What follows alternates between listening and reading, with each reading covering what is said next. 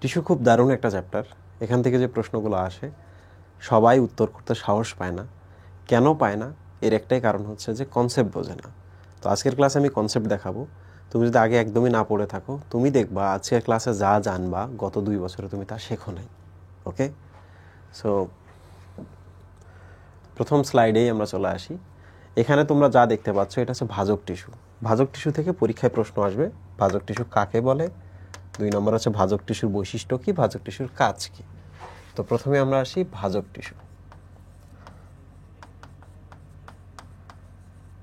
দেখো, দেখে মনে হচ্ছে না যারা বিভাজন হতে পারে, তার মানে যারা বিভাজিত হয়। বিভাজিত হয় কে যদি আমি ইংলিশে বলি কি বলবো? ডিভিসিবল বলবো না? ডিভিশনে অ্যাবল, ডিভিসিবল। তোমরা কি জানো এই ডিভিসিবলকে ইংরেজিতে বলা হয় মেরিস্টেমেটিক বা মেরিস্টেম। কি বলে? মেরিস্টেম। ওকে, সো ভাজক টিস্যু যদি কোনো জায়গায় না থাকে তাহলে দেখবা সেখানে লেখা আছে মেরিস্টেম বা মেরিস্টেমেটিক টিস্যু। তো আশা করছি এই দুটো টার্ম সম্পর্কে তোমার আইডিয়া হয়ে গেল। মেরিস্টেম শব্দের অর্থ যারা ডিভিশনে অ্যাবল বা যারা বিভাজনে সক্ষম, সেই টিস্যুগুলোকে আমরা কি বলি? মেরিস্টেমেটিক টিস্যু বা ভাজক টিস্যু। ঠিক আছে, এবার পরীক্ষায় আসবে ভাজক টিস্যুর বৈশিষ্ট্য কি। বৈশিষ্ট্য মনে রাখা বেশ সহজ। তো তোমাদের আমি শুরুতেই বলে রাখি, ভাজক টিস্যু ইউজুয়ালি এই জায়গায় জাস্ট দেখো, এটা কিন্তু বাচ্চা টিস্যু। হ্যাঁ, এটা আবার পরীক্ষায় লিখো না, বাচ্চা টিস্যু। তাহলে বাচ্চা টিস্যু কি হবে? আকারে ছোট হবে না? আকারে ছোট হবে, এবং কোনো কিছু যদি থাকে ওগুলো প্রো অবস্থায় থাকবে। প্রো মানে প্রাথমিক অবস্থায়। কোনো কিছু যদি থাকে প্রো অবস্থায় থাকবে। দেয়াল যদি থাকে সেটা পাতলা থাকবে, তাই না? আকার হলে ছোট, কোনো কিছু যদি থাকে, যেমন প্লাস্টিক যদি থাকে ওটা প্রো প্লাস্টিক অবস্থায় থাকবে, মানে কাজ করে না আর কি, বাচ্চা অবস্থায় আছে। তারপর কোষ প্রাচীর যদি বলি, ভাজক টিস্যু কি অবস্থা? এটা তো বাচ্চা টিস্যু না, তাহলে তাদের প্রাচীর পাতলা হবে না। তো এগুলোই হচ্ছে ভাজক টিস্যুর বৈশিষ্ট্যের একটা বেসিক কনসেপ্ট। তো আমি একটু দেখাই, দেখবা মিলে যাচ্ছে। ওকে, এই যে দেখো, ভাজক টিস্যু মানে কি? বাচ্চা টিস্যু না? বাচ্চা কি জীবিত না মৃত টিস্যু?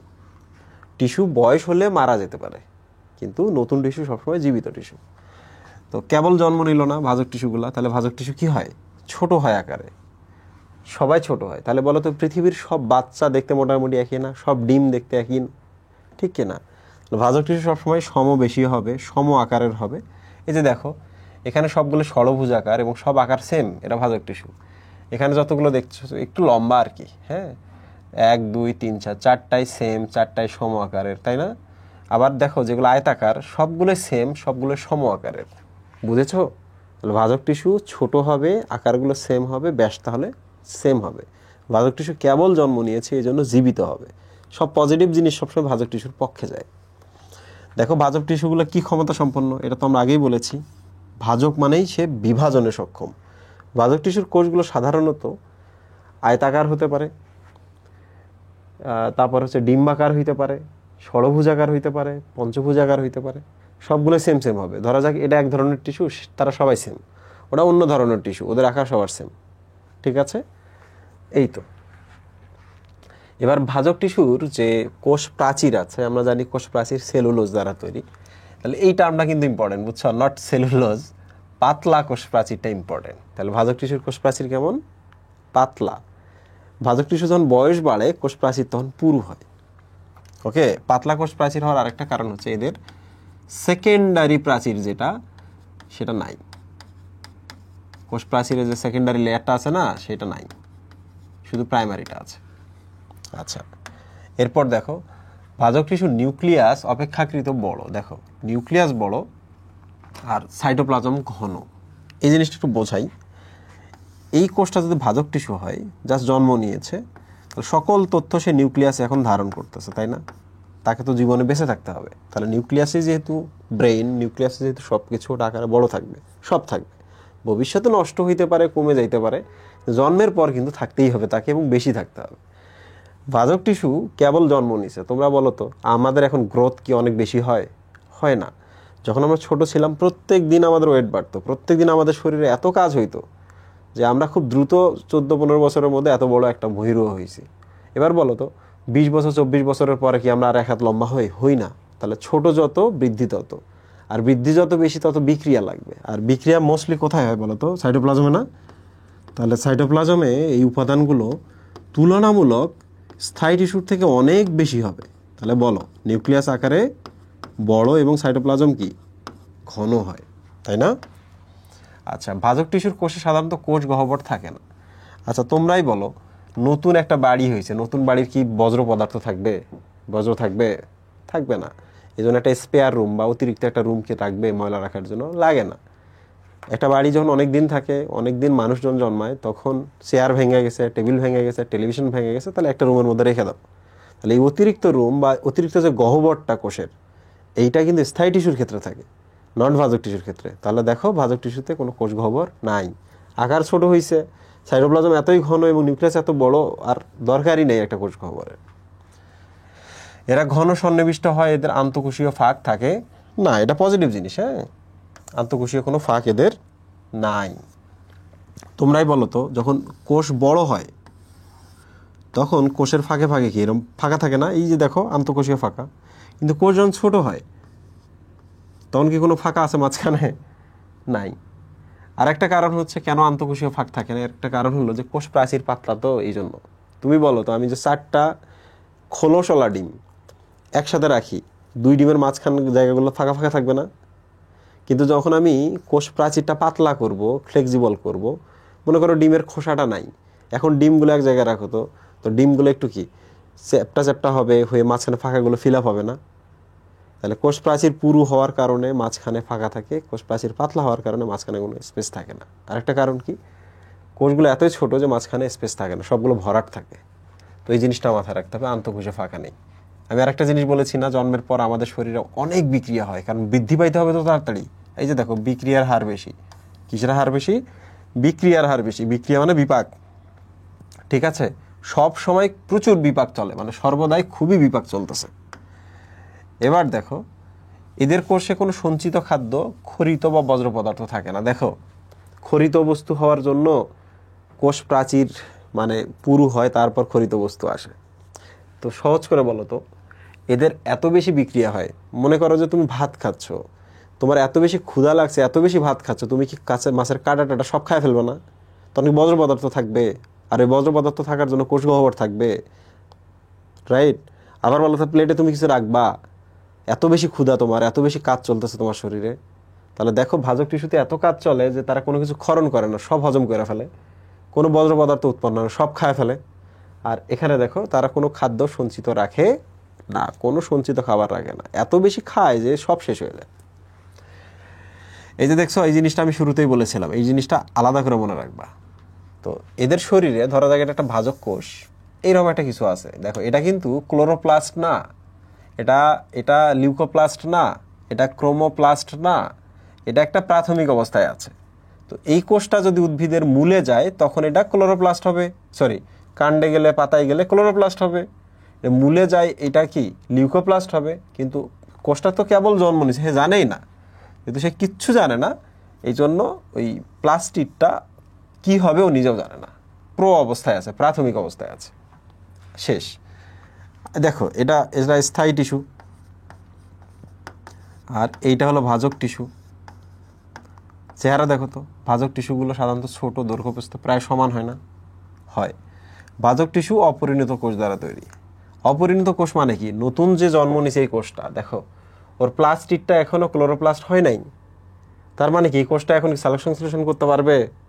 পারবে না। কেবল জন্ম নেওয়ার পর ও জানেই না কি হইতে হবে। মেচুরেশন বলে একটা ধাপ আছে, বুঝছো? পরিণত হওয়ার একটা ধাপ আছে, এই ধাপটা তো পরে হবে। তার আগে তারা কি থাকে? অপরিণত বা ইম্যাচিউর অবস্থায় থাকে। মনে রাখবা, কোনো কোষকে ইম্যাচিউর বা অপরিণত বলার মানে হলো কোষটা নতুন জন্ম নিয়েছে, কোষটা এখনো জানে না, কোষটা এখনো পরিণত হয় নাই, কোষটা এখনো সুনির্দিষ্ট কোনো কাজ করে না। লাস্টেরটা মাইটোসিস প্রক্রিয়ায় বিভাজিত হয়। ডেফিনেটলি আমার শরীরে যে ভাজক সেলগুলো আছে, এরা ডিভিশন হচ্ছে মাইটোসিস প্রক্রিয়া। তো ভাজক টিস্যু যখন আসবে তখন তোমরা এই জিনিসগুলো লিখবে। দেখো, এক এক করে আমি আরেকবার বলি। আকারের কথা যদি আসে, কি আকার ছোট, এবং আকার ছোট হলে আন্তঃকোষীয় ফাঁক থাকবে না। আকার ছোট, সমব্যাস, সম আকার, তাই না? ষড়ভুজ কেউ, সবাই আয়তাকার কেউ, এরকম। নিউক্লিয়াসের কথা যদি বলি, নিউক্লিয়াস আকারে বড়। সাইটোপ্লাজমের কথা যদি বলি, সাইটোপ্লাজম ঘন। ভেতরে বিক্রিয়ার কথা যদি বলি, উচ্চ বিপাক সব সময় চলে, সর্বদা চলে, তাই না? যদি বলি ভেতরে খাবার সঞ্চিত রাখে, কোনো কিছু ক্ষরণ করে, বর্জ্য পদার্থ উৎপন্ন করে, না, সব ক্লিন করে ফেলে। নো ক্ষরিত বস্তু, নো সঞ্চিত বস্তু, নো বর্জ্য পদার্থ, রাইট? সেল ডিভিশনের কথা বললে মাইটোসিস চলে আসে। যদি সেল মেমব্রেনের কথা বলি, নতুন কোষ, সেল মেমব্রেন পাতলা, তাই না? আর যদি বলি ভেতরে প্লাস্টিডের কি অবস্থা, তোমার উত্তর কি হবে? আচ্ছা, প্লাস্টিকটা এখন জানেই না সে ক্লোরোপ্লাস্ট হবে নাকি অন্য কোনো প্লাস্ট হবে, ও প্রোপ্লাস্টিড অবস্থায় আছে। তো মানে কি দাঁড়ালো? মানে হলো সে স্টিল অপরিণত, এখনো সুনির্দিষ্ট কাজ করে না, রাইট? এখন দেখো ভাজক টিস্যু কি করে, এই জিনিসটা মনে রাখবা। উদ্ভিদের দৈর্ঘ্য বৃদ্ধি করে, উদ্ভিদের প্রস্থ বৃদ্ধি করে, এবং উদ্ভিদের কোনো একটা জায়গায় ক্ষত হলে ক্ষত পূরণ করে। এই তিনটা জিনিস মনে রাখবা। তাহলে ভাজক টিস্যুর কাজ কি? ভাজক টিস্যু ইউজুয়ালি এই তিনটা করে। যদি মূলের শীর্ষের ভাজক টিস্যু বৃদ্ধি পায়, তাহলে মূলটা ধীরে ধীরে বাড়বে না। কাণ্ডের শীর্ষে ভাজক টিস্যু যদি ডিভিশন হয়, কাণ্ডটা ধীরে ধীরে বাড়বে না, তাহলে দৈর্ঘ্য বৃদ্ধি হলো।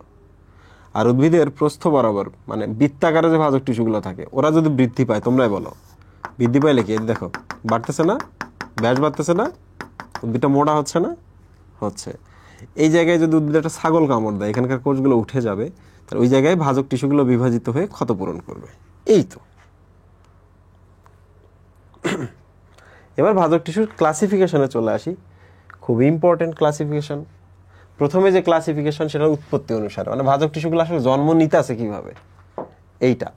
তো দেখো, উৎপত্তি অনুসারে কথা যদি আমরা চিন্তা করি,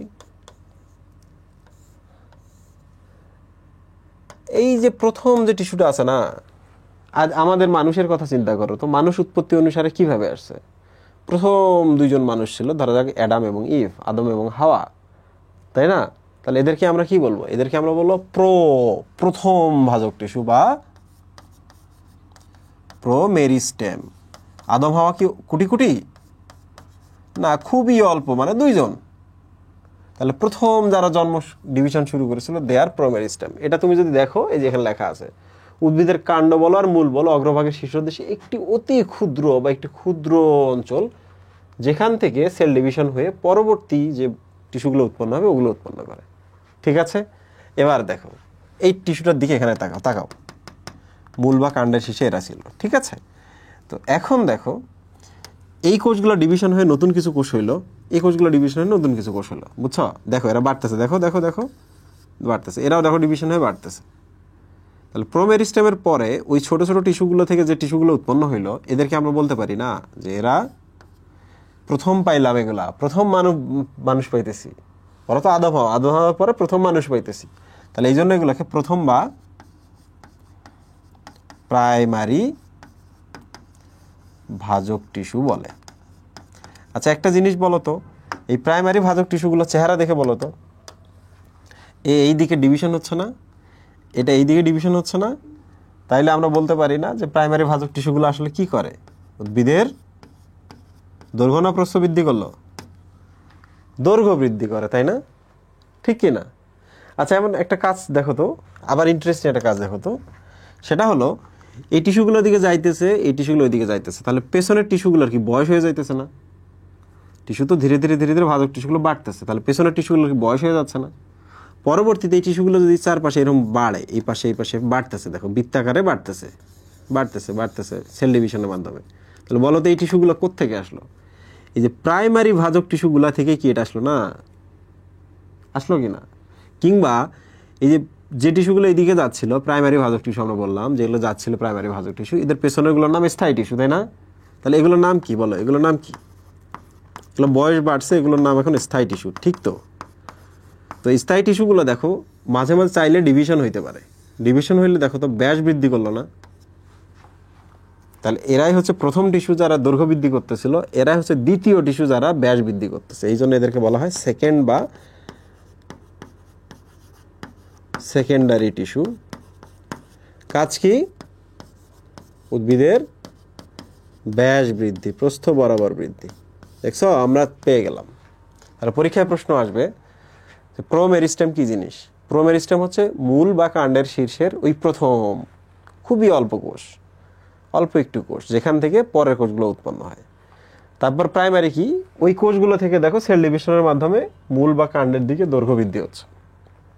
এগুলো হচ্ছে প্রাইমারি ভাজক টিস্যু।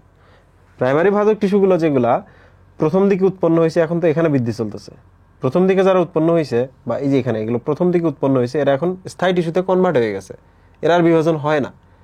কিন্তু এরা যখন বিভাজন হয় তখন উদ্ভিদের প্রস্থ বরাবর বৃদ্ধি ঘটে, বুঝছো?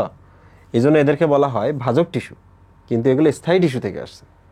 ঠিক আছে, আবার বলে এই স্থায়ী টিস্যুগুলো কোত্থেকে আসছে? প্রাইমারি ভাজক টিস্যু থেকে আসছে। এই স্থায়ী টিস্যুগুলোতে পরে কি উৎপন্ন হচ্ছে? ব্যাস বৃদ্ধির জন্য সেকেন্ডারি ভাজক টিস্যু। ক্লিয়ার?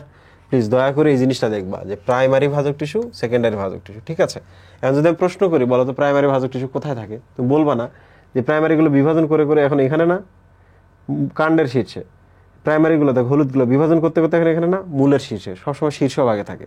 শীর্ষে থাকার কারণে এদেরকে আমরা দৈর্ঘ্য বৃদ্ধি বলি। তাহলে দেখো প্রাইমারি ভাজক টিস্যু অবস্থানটা একটু দেখে নাও এখানে, যে এরা আমৃত্যু বিভাজন ক্ষম থাকে, এরা শীর্ষে থাকে, মূল এবং কাণ্ডের শীর্ষে।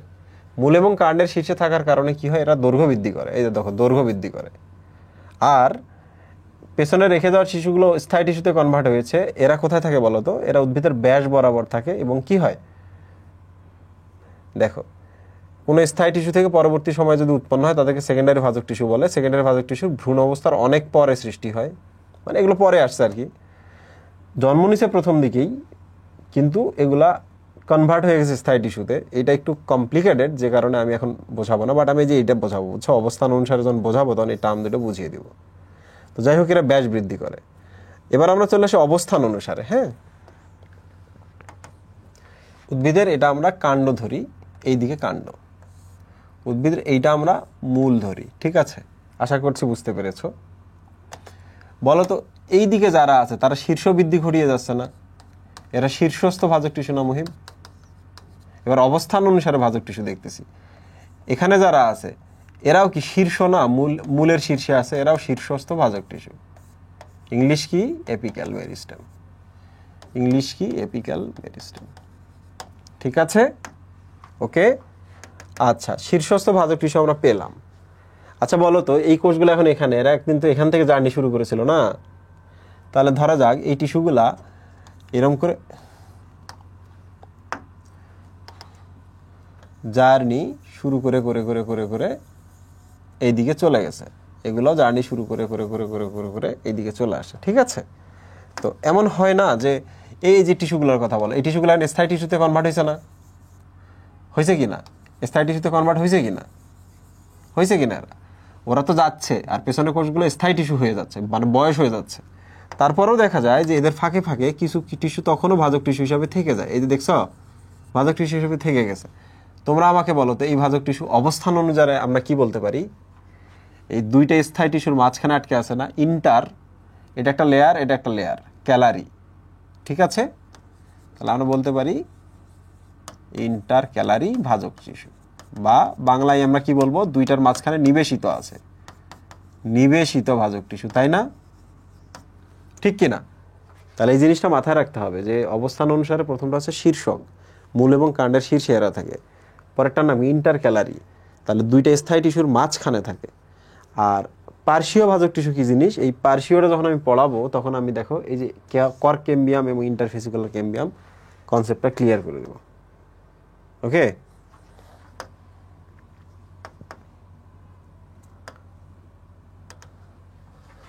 উদ্ভিদের আমরা একটা প্রস্থচ্ছেদ করলাম। হ্যাঁ দেখো, প্রস্থচ্ছেদ করার সময় ধরা যাক বাইরেরটা কর্টেক্স আর এই অঞ্চলটার নাম হচ্ছে মেডুলা। কি নাম মুহিম? মেডুলা। মেডুলা মানে মাঝখানে আর কি, এগুলো কঠিন কিছু না, মেডুলা। দেখো তোমরা কি জানো যে এখানে জাইলেম এবং ফ্লোয়েম আছে, জাইলেম এবং ফ্লোয়েম আছে, জাইলেম এবং ফ্লোয়েম আছে, এবং জাইলেম এবং ফ্লোয়েম আছে, এটা তো তোমরা সবাই জানো। তো তোমরা কি জানো যে এগুলাকে বলে বান্ডল? কারণ জাইলেম এক ধরনের জিনিস, ফ্লোয়েম আরেক ধরনের জিনিস। তো দুই ধরনের আলাদা আলাদা জিনিস যখন একসাথে থাকে তাদেরকে বান্ডল বলা হয়। কি বলা হয় মুহিব? তাদেরকে বান্ডল বলা হয়। ঠিক আছে, তাদেরকে বলা হয় বান্ডল। বান্ডল মানে যেমন মিনিট এবং ইন্টারনেট যদি একসাথে থাকে, বা SMS তিনটে একসাথে থাকে, এটা তো আলাদা আলাদা জিনিস, তাদেরকে বান্ডল বলে। এখানে জাইলেম ফ্লোয়েম আছে, দিজ আর বান্ডল। এরা তো খাদ্য পরিবহন করে, তাই না? এই জন্য এদেরকে বলা ভাস্কুলার বান্ডল, খাদ্য এবং পানি পরিবহন করে, এই জন্য হলো ভাস্কুলার বান্ডল। তো ইন্টারেস্টিং ব্যাপার হলো যে বান্ডলের আরো একটা নাম আছে, নাম হচ্ছে ফেসিকল। কি নাম বলো তো মুহিম?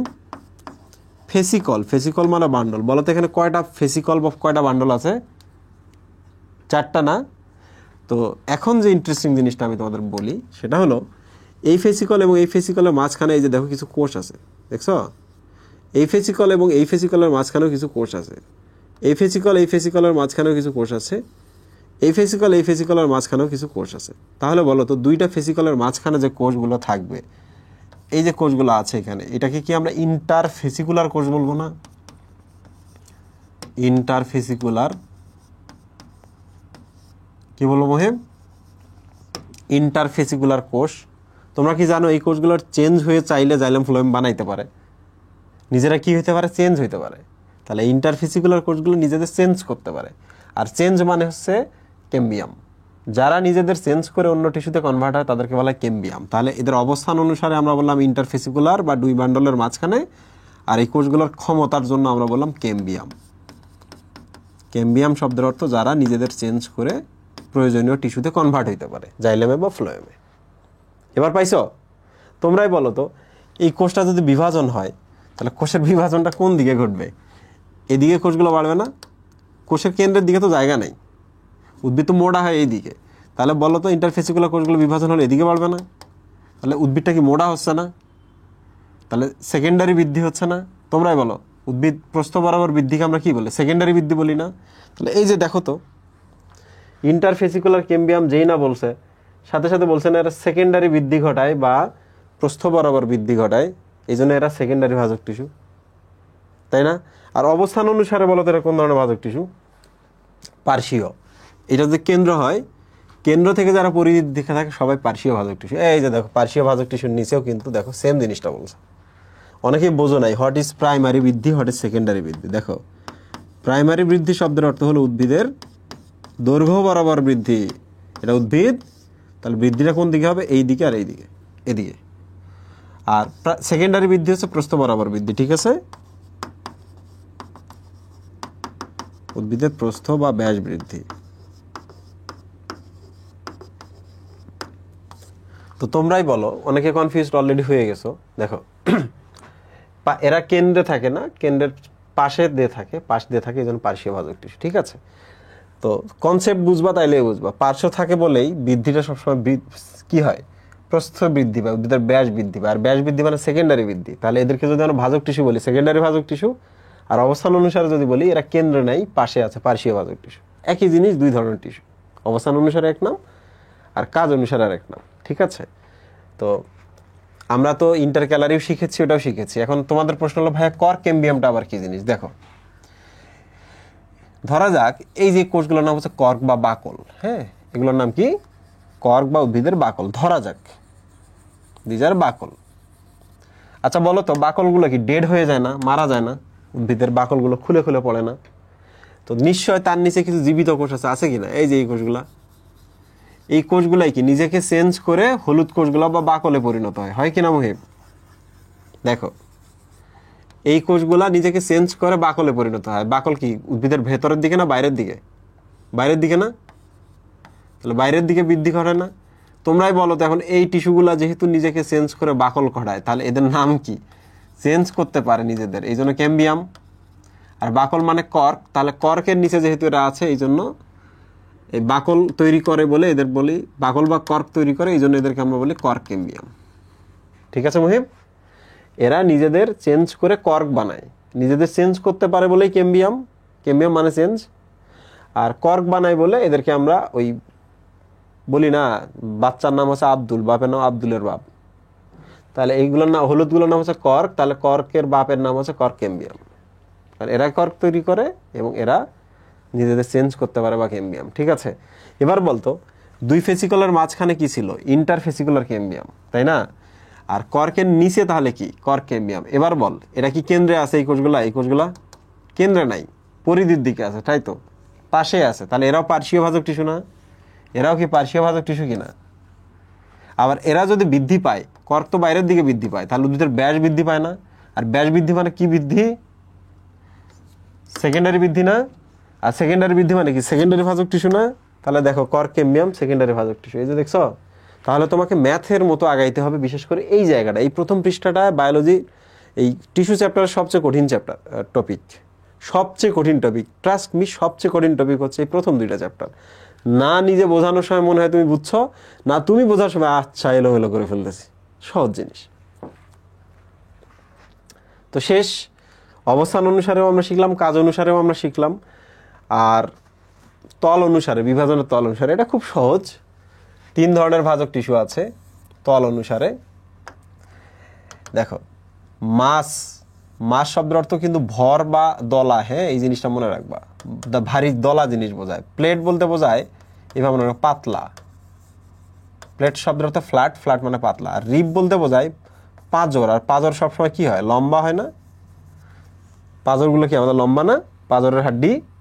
তাহলে দেখো, এই মিনিং বুঝলে তোমার জন্য সহজ হয়ে যাবে। বলতো মাছ ভাজক টিস্যুর আমি একটা ছবি অ্যাড করি।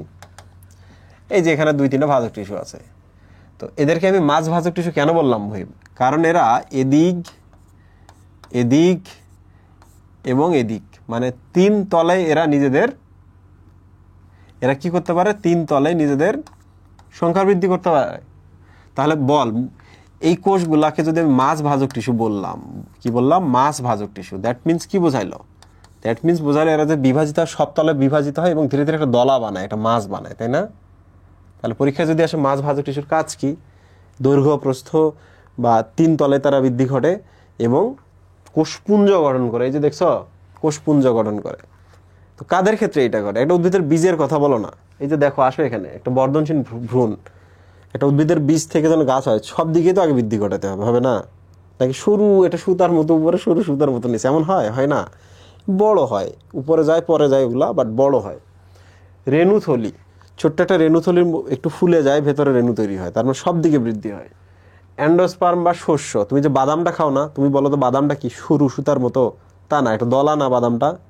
তো বাদামটা যদি একটা শস্য হিসাবে আমরা ভাবি, তাহলে সব তলে বৃদ্ধি পেয়েছে, দৈর্ঘ্য, প্রস্থ, উচ্চতা সব বৃদ্ধি পেয়েছে। মজ্জা, উদ্ভিদের কাণ্ডের মাঝখানে যে জায়গাটা আছে, লম্বা হয়, এদিকে বৃদ্ধি পায়, এদিকেও বৃদ্ধি পায়, পায় না? সব তলে বৃদ্ধি পায়। তো কর্টেক্সও এইটা। তো মাছ ভাজক টিস্যুটার উদাহরণগুলো সহজ, কারণ এগুলো জানলে, এগুলো বাদে সবগুলো মাছের মধ্যে পড়ে, তোমার উদাহরণটা মনে রাখার দরকার নেই, কিন্তু দেখো পারতেছো। প্লেট মানে কি, পাতলা না? বলো তো পাতলা ভাজক টিস্যু কি, এদিকে এদিক বৃদ্ধি পায়, হালকা এদিকে বৃদ্ধি পায়। তাহলে চেহারা দেখে কি মনে হচ্ছে? পাতার কথা মনে পড়তেছে না? পাতা 2 তলে বৃদ্ধি পায়, বুঝছো? আচ্ছা, ধরা যাক পাতা এদিক বৃদ্ধি পায়, পাতা এদিক বৃদ্ধি পায়, এই জন্য তো পাতাটা এরকম হয়, তাই না? আবার দেখো, আমি একটা পাতার ছবি দেখাই।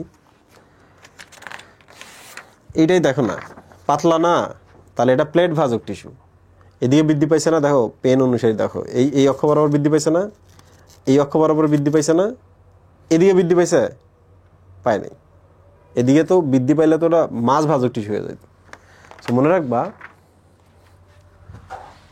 পাতা এদিকে বৃদ্ধি পাইলে পাতা লম্বা হবে, আর এদিকে বৃদ্ধি পাইলে পাতা এদিকে যাবে। এই যে দেখো, দেখছো, হয়ে গেছে। প্লেট ভাজক টিস্যু 2 তলে বিভাজিত হয়। এবার রিব ভাজক টিস্যুতে আসি। হ্যাঁ, রিব ভাজক টিস্যু কিন্তু এইরকম, এদিকে আর এদিকে মানে 1 তলে বৃদ্ধি পায়। তো উদ্ভিদের একটা যদি আমি মজ্জা রশ্মির কথা ভাবি, এই আলোচনা মজ্জা, তারা বিভাজিত হয়ে এরকম হয়, দেখছো, কোষগুলো এরকম ছড়ায় যায়। তো বলো তো, আলোক রশ্মির মতো ছড়াই গেল না, এই জন্য রশ্মি বলে। আর মজ্জা থেকে ছড়াচ্ছে, এই জন্য মজ্জা রশ্মি। এই যে দেখো কোথায় গেল, এই যে মজ্জা রশ্মি, মূল এবং কাণ্ডের মজ্জা রশ্মি। ঠিক আছে। আচ্ছা, একটা জিনিস এখানে দেখছো যে এই যে এইটা এদিকে বৃদ্ধি পায়, এদিকে বৃদ্ধি পায়, পাতা হয়, এটা পাতার ক্ষেত্রে বলছে। কিন্তু এইটা দেখো তো, উদ্ভিদের বর্ধিষ্ণু বহিতক, বর্ধিষ্ণু বলতে বোঝাইছে জীবিত, এখানে বর্ধিষ্ণু বলতে বোঝাইছে জীবিত, কারণ ভাজক টিস্যু মানে জীবিত। তো তোমরা বলো তো, আমার শরীরের বহিতক কোনটা? টি শার্টটা না? তোমরা বলো তো, টি শার্টটা পাতার মতো পাতলা কি না? এদিকে লম্বা আর এদিকে লম্বা না? বৃদ্ধি পাইছে না? তো কনসেপ্টে কখনো গন্ডগোল করা যাবে না। তাহলে পাতলা জিনিস এখানে দিবা, আর রশ্মির মতো সরু জিনিসগুলো এখানে দিবা। এছাড়া বাকি যা থাকবে সবগুলাই মাছ বা ভর বা যারা পিণ্ড তৈরি করে তারা। ঠিক আছে, ওরা 3 তলে, 2 তলে, 1 তলে বৃদ্ধি পায়। এবার চলে আসি কাজ অনুসারে। এটা সহজ। হ্যাঁ, কাজ অনুসারে প্রোটোডার্ম আছে, প্রোকেম্বিয়াম আছে এবং গ্রাউন্ড মেরিস্টেম আছে। হ্যাঁ দেখো, প্রোটোডার্ম, এটা উদ্ভিদের কথা যদি আমরা চিন্তা করি, এটা উদ্ভিদ, এটা মূল। তো তোমরা এক কাজ করো, উদ্ভিদের এই জায়গাটা কাটো, তাহলে আমরা একটা এরকম প্রস্তুতছেদ পাবো না? আচ্ছা বলো তো, উদ্ভিদের এই যে বাইরের কোষগুলো, এরা কি এখন ভাজক টিস্যু না স্থায়ী টিস্যু? এরা মুহিব, এরা কিন্তু স্থায়ী টিস্যু, ঠিক আছে? এগুলোকে আমরা বলি এপিডার্মিস। কি বলি? এপিডার্মিস। ওকে, বাট তুমি চিন্তা করো তো, এই কোষগুলো কোত্থেকে আসছে? এই কোষগুলো আসছে যে কোষগুলা থেকে, সেই কোষগুলোকে আমরা বলি না প্রথম ত্বকের কোষ, তারাই তো আজকে এপিডার্মিস তৈরি করেছে না? তো এই কোষের বাপকে, ওই যেমন ছিল প্রোমেরিস্টেম, এখানে তাহলে আমরা বলবো প্রথম ত্বকের কোষ বা প্রোটোডার্ম। কি বলবো? তাহলে এপিডার্মিস কোথা থেকে আসছে? প্রোটোডার্ম থেকে, ঠিক আছে? আচ্ছা, প্রোকেম্বিয়াম কথাটার সাথে এবার আমরা একটু পরিচিত হই।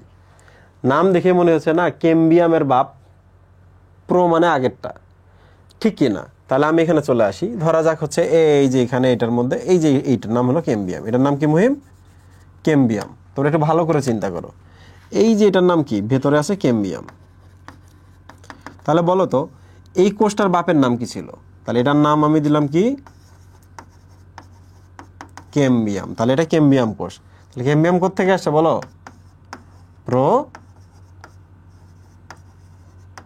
কেম্বিয়াম থেকে আসছে না মুহিম? কেম্বিয়াম থেকে এই ভেতরের কেম্বিয়ামটা আসছে। ওকে, তো তোমরা বলো তো কেম্বিয়ামের কাজ কি? জাইলেম এবং ফ্লোয়েম তৈরি করা না? তাহলে কেম্বিয়াম থেকে আবার কি আসে? জাইলেম এবং ফ্লোয়েম আসে কি না? তাহলে তোমরা এবার আলোচনায় আসো, সেটা হলো এই কেম্বিয়ামের বাপের নাম হচ্ছে প্রোকেম্বিয়াম। এই প্রোকেম্বিয়াম থেকে কেম্বিয়াম আসে, এই কেম্বিয়াম থেকে জাইলেম ফ্লোয়েম আসে। তার মানে প্রোকেম্বিয়াম থেকে আলটিমেটলি এই বাচ্চা কাচ্চা নাতিপুতি এগুলো সব জন্ম নেয়, তাই না? তাহলে বলো, এটাও ভাজক টিস্যু, এটাও ভাজক টিস্যু, বাট এগুলো কি? এগুলো স্থায়ী টিস্যু। বুঝছো? তোমরা একটা উদ্ভিদের জীবন তাকাবা, দেখবা সবই মোটামুটি স্থায়ী টিস্যু। ওকে, তো এপিডার্মিস আসে প্রোটোডার্ম থেকে, নামের সাথে মিল আছে, ত্বকের কোষের বাপ। কেম্বিয়াম থেকে জাইলেম ফ্লোয়েম, সো কেম্বিয়ামের বাপ প্রো, ঠিক আছে? ওখানে প্রোটো বলে, এখানে প্রো বলে। লাস্ট যেটা, সেটা হলো গ্রাউন্ড মেরিস্টেম। এই বলো তো, এই ত্বক বাদ এবং এই জাইলেম ফ্লোয়েম বাদ দিয়ে উদ্ভিদের এখান থেকে এই পর্যন্ত আসলে যা যা আছে সবগুলোই কি গ্রাউন্ড টিস্যু না ভিত্তি টিস্যু না? Ground tissue. কি কি বলো তো? কর্টেক্স আছে, তারপর পেরিসাইকেল আছে, অ্যান্ডোডার্মিস আছে, মজ্জা আছে, মজ্জা রশ্মি আছে, সবগুলো কিন্তু গ্রাউন্ড টিস্যুর অন্তর্ভুক্ত। তাহলে বলতে এই ভেতরে যত কোষ আছে, কোন কোষ থেকে আসে? গ্রাউন্ড টিস্যুর বাদ থেকে না, গ্রাউন্ড মেরিস্টেম থেকে আসে। মেরিস্টেম মানে ভাজক টিস্যু, কিন্তু এখন যাদেরকে আমরা এখানে পাবো এরা কিন্তু সবাই স্থায়ী টিস্যু। তো এখানকার গ্রাউন্ড টিস্যু বা ভিত্তি টিস্যু যা যা আসে, তাদের বাপের নাম হচ্ছে গ্রাউন্ড মেরিস্টেম, ঠিক আছে? তাহলে গ্রাউন্ড টিস্যু, গ্রাউন্ড মেরিস্টেম শব্দটার পার্থক্য আছে। গ্রাউন্ড টিস্যু স্থায়ী টিস্যু, তাদের বাপের নাম গ্রাউন্ড মেরিস্টেম, আর মেরিস্টেম মানে সেই গ্রাউন্ড মেরিস্টেম হচ্ছে ভাজক টিস্যু। তাহলে ভাজক টিস্যু থেকে এই গ্রাউন্ড টিস্যুগুলো আসছে, ঠিক আছে? ভাই একটু কষ্ট হবে, কিছু করার নাই, কিচ্ছু করার নাই। পড়ালেখা তো আগে যারা করো নাই তাদের জন্য তো একটু কষ্ট হবেই, তো সমস্যা নাই। এর আগে যা পড়িয়েছি এখান থেকে সবচেয়ে ইম্পর্টেন্ট কিন্তু এই যে এইটা, তার থেকে ইম্পর্টেন্ট কিন্তু এই যে এইটা, বুঝছো? শীর্ষস্থ ভাজক টিস্যু বা এপিক্যাল মেরিস্টেম, নিবেশিত মানে দুই স্থায়ী টিস্যুর মাঝখানে বা ইন্টারক্যালারি মেরিস্টেম, আর পার্শ্ব বরাবর যারা থাকে তাদের নাম হচ্ছে ল্যাটারাল মেরিস্টেম। তো এদের সাথে আমাকে কি করতে হবে? এই প্রাইমারি, সেকেন্ডারি এবং হচ্ছে প্রো মেরিস্টেমের একটা কানেকশন করতে হবে, যে এগুলোর কোনটা প্রাইমারি কোনটা সেকেন্ডারি। বইয়ে একটা পার্থক্য আছে, পার্থক্যটা দেখে নিবা। এখানে স্থায়ী টিস্যু নিয়ে কথা আছে। ভাজক টিস্যুতে যা যা পড়েছো, স্থায়ী টিস্যুতে মোস্টলি সবগুলো আলাদা, মোস্টলি সব না। দেখো স্থায়ী টিস্যু বৈশিষ্ট্য দেখো এক এক করে। স্থায়ী টিস্যুর কোষগুলো সাধারণত বিভাজনের, এই যে দেখো, অক্ষম, কিন্তু সবাই না। কিছু কিছু স্থায়ী টিস্যু আছে যারা বিভাজন করতে পারে, সেই সকল স্থায়ী টিস্যুকে আমরা কি বলি? সেকেন্ডারি ভাজক টিস্যু বলি। জীবিত কোষে সাইটোপ্লাজম স্বাভাবিকের থেকে কম। দেখছো, ভাজক টিস্যুতে সাইটোপ্লাজম ঘন এবং বেশি। কোষ প্রাচীর অপেক্ষাকৃত পুরু, ভাজক টিস্যু কোষ প্রাচীর পাতলা। নিউক্লিয়াস স্বাভাবিকের থেকে ছোট, ভাজক টিস্যু নিউক্লিয়াস কি বড় ছিল। দেখছো, নিউক্লিয়াস কোষের এক পাশে অবস্থান করে, বা কেন? কারণ ভাজক টিস্যুতে কোষ গহ্বর থাকে না বলে মাঝখানে নিউক্লিয়াস থাকে। স্থায়ী টিস্যুতে কোষ গহ্বর তৈরি হলে নিউক্লিয়াসটা এক সাইডে সরে যায়। কোষগুলোর মধ্যে আন্তঃকোষীয় ফাঁক থাকে, ওই যে বলছিলাম, কোষ প্রাচীর পুরু হলে ধরা যাক ডিম, দুই ডিমের মাঝখানে ফাঁকা থাকবে, 4-5টা ডিম একসাথে রাখলে প্রচুর ফাঁকা গ্যাপ থাকবে। স্থায়ী টিস্যু মানে যে মৃত টিস্যু তা না, স্থায়ী টিস্যু মানেও কিছু জীবিত কিছু মৃত হয়। মৃত যেগুলা তাদের প্রোটোপ্লাজম নাই, মানে কোষের ভেতরে কিচ্ছু নাই, না মেমব্রেন আছে না কিছু আছে, শুধু কোষ প্রাচীরটা আছে। কোষ প্রাচীর বাদে আর কিচ্ছু নাই মৃত টিস্যুতে। কোষ গহ্বর অপেক্ষাকৃত বড়, ডেফিনেটলি কোষের স্থায়ী টিস্যু হয়ে গেছে, এরা অনেক দিন হয়ে গেছে, বয়স হয়ে গেছে, সো এদের স্পেয়ার রুম লাগে, এদের ভেকুয়াল লাগে, কোষ গহ্বর লাগে। ডান। তো ভাজক টিস্যু কি করছে? দৈর্ঘ্য বৃদ্ধি, প্রস্থ বৃদ্ধি, ক্ষত পূরণ করছে। কিন্তু স্থায়ী টিস্যু এখন কি করে? পানির পরিবহন করতেছে জাইলেম, খাদ্যের পরিবহন করতেছে ফ্লোয়েম, তাই না? এগুলাই তো। তারপর হচ্ছে এপিডার্মিসের কোষগুলো আবরণ হিসেবে কাজ করতেছে। কর্টেক্সের কোষগুলো কি করতেছে? খাদ্য পরিবহন এবং সঞ্চয়ে অংশ নিচ্ছে। মজ্জারগুলো কি করতেছে? পরিবহন এবং সঞ্চয়ে অংশ নিচ্ছে। সো দেখো, ভাজক টিস্যু বাদে যে স্থায়ী টিস্যুগুলো আছে তারা সবাই কাজ করতেছে। এখানে ভাজক টিস্যু এবং স্থায়ী টিস্যুর মধ্যে পার্থক্য দেওয়া আছে, আশা করছি তোমরা এটা পড়ে নিতে পারবা, কোনো ধরনের সমস্যা হবে না। টিস্যু এবং টিস্যুতন্ত্রকে আমরা 3 ভাগে ভাগ করেছি। দেখো, আমরা কিন্তু ভাজক টিস্যু থেকে বাইর হইলাম, ভাজক টিস্যু থেকে বাইর হয়ে গেলাম, এখন কিন্তু আমরা স্থায়ী টিস্যুতে আসছি। একটা উদ্ভিদের কাণ্ডে যদি তুমি চিন্তা করো, একটা কাণ্ডের বা মূলের কথা চিন্তা করো, এখানে ত্বক থাকবে, তাদেরকে আমরা এপিডার্মাল টিস্যু বলবো। এখানে জাইলেম ফ্লোয়েম থাকবে, তাদেরকে আমরা ভাস্কুলার টিস্যু বলবো। এবং বাকি যে টিস্যুগুলো থাকবে তাদেরকে আমরা গ্রাউন্ড টিস্যু বলবো। এই বলতো, এই স্থায়ী টিস্যুটার বাপের নাম কি? প্রোটোডার্ম। এই স্থায়ী টিস্যুটার বাপের নাম কি? Ground meristem. এই স্থায়ী টিস্যুটার বাপের নাম কি বলতো? প্রোক্যাম্বিয়াম, তাই না? তো বাকি যেগুলো আছে এগুলো আমরা এখন যথাসময়ে পাবো। আমরা এখন দেখব পত্ররন্ধ্র। পত্ররন্ধ্র মানে হচ্ছে পাতার রন্ধ্র, পাতার ছিদ্র। এই ছিদ্রগুলো কিন্তু আমাদের খালি চোখে দেখতে পাই না, খুবই ছোট এরা।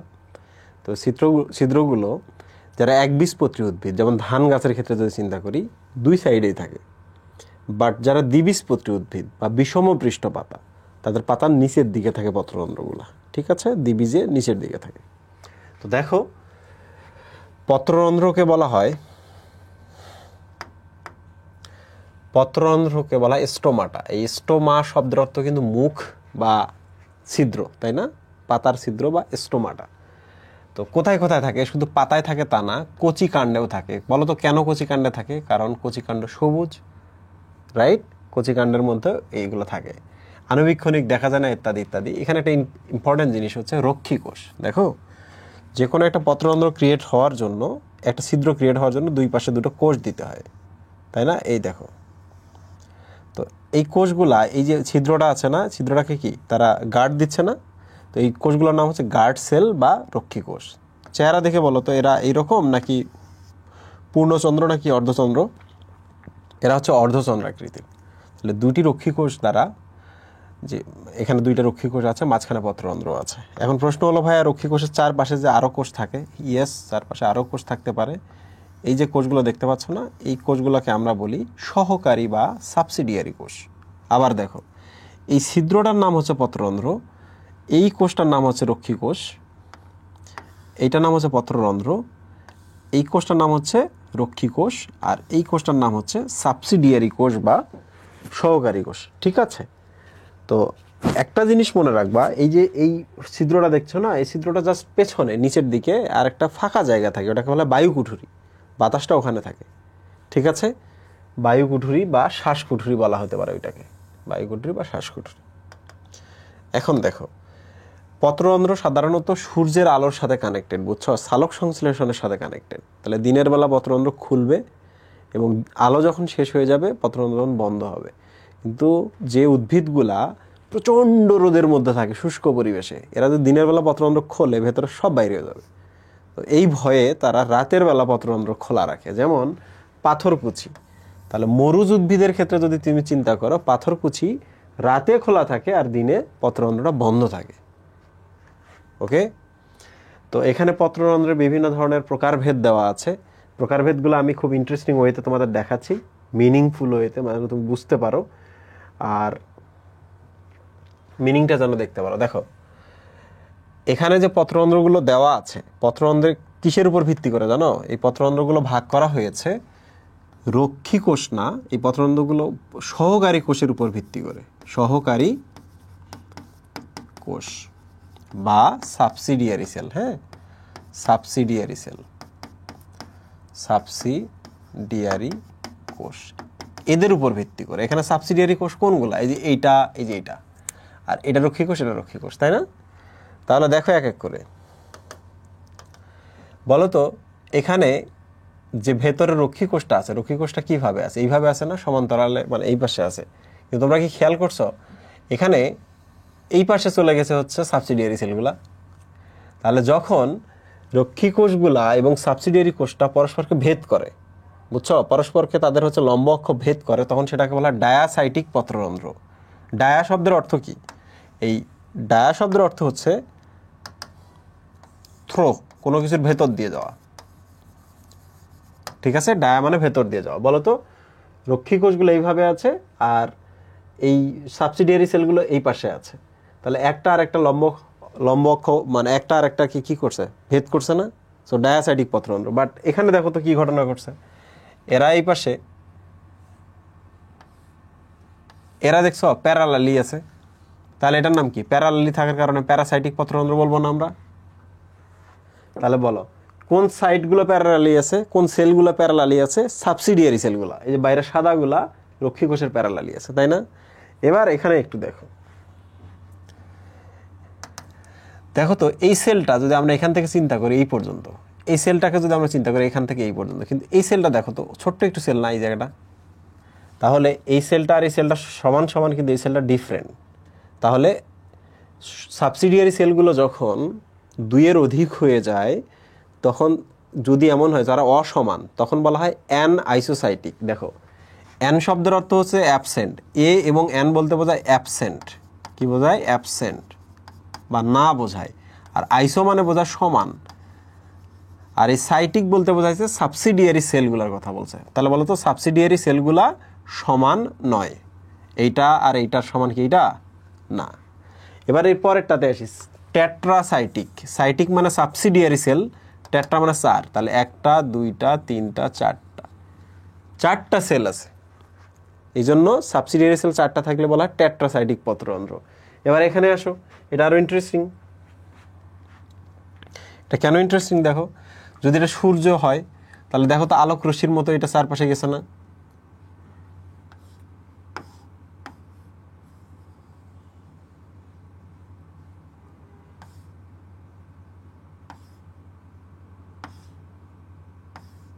বলো চারপাশে আলোক রশ্মির মতো ছড়াই গেছে কিনা?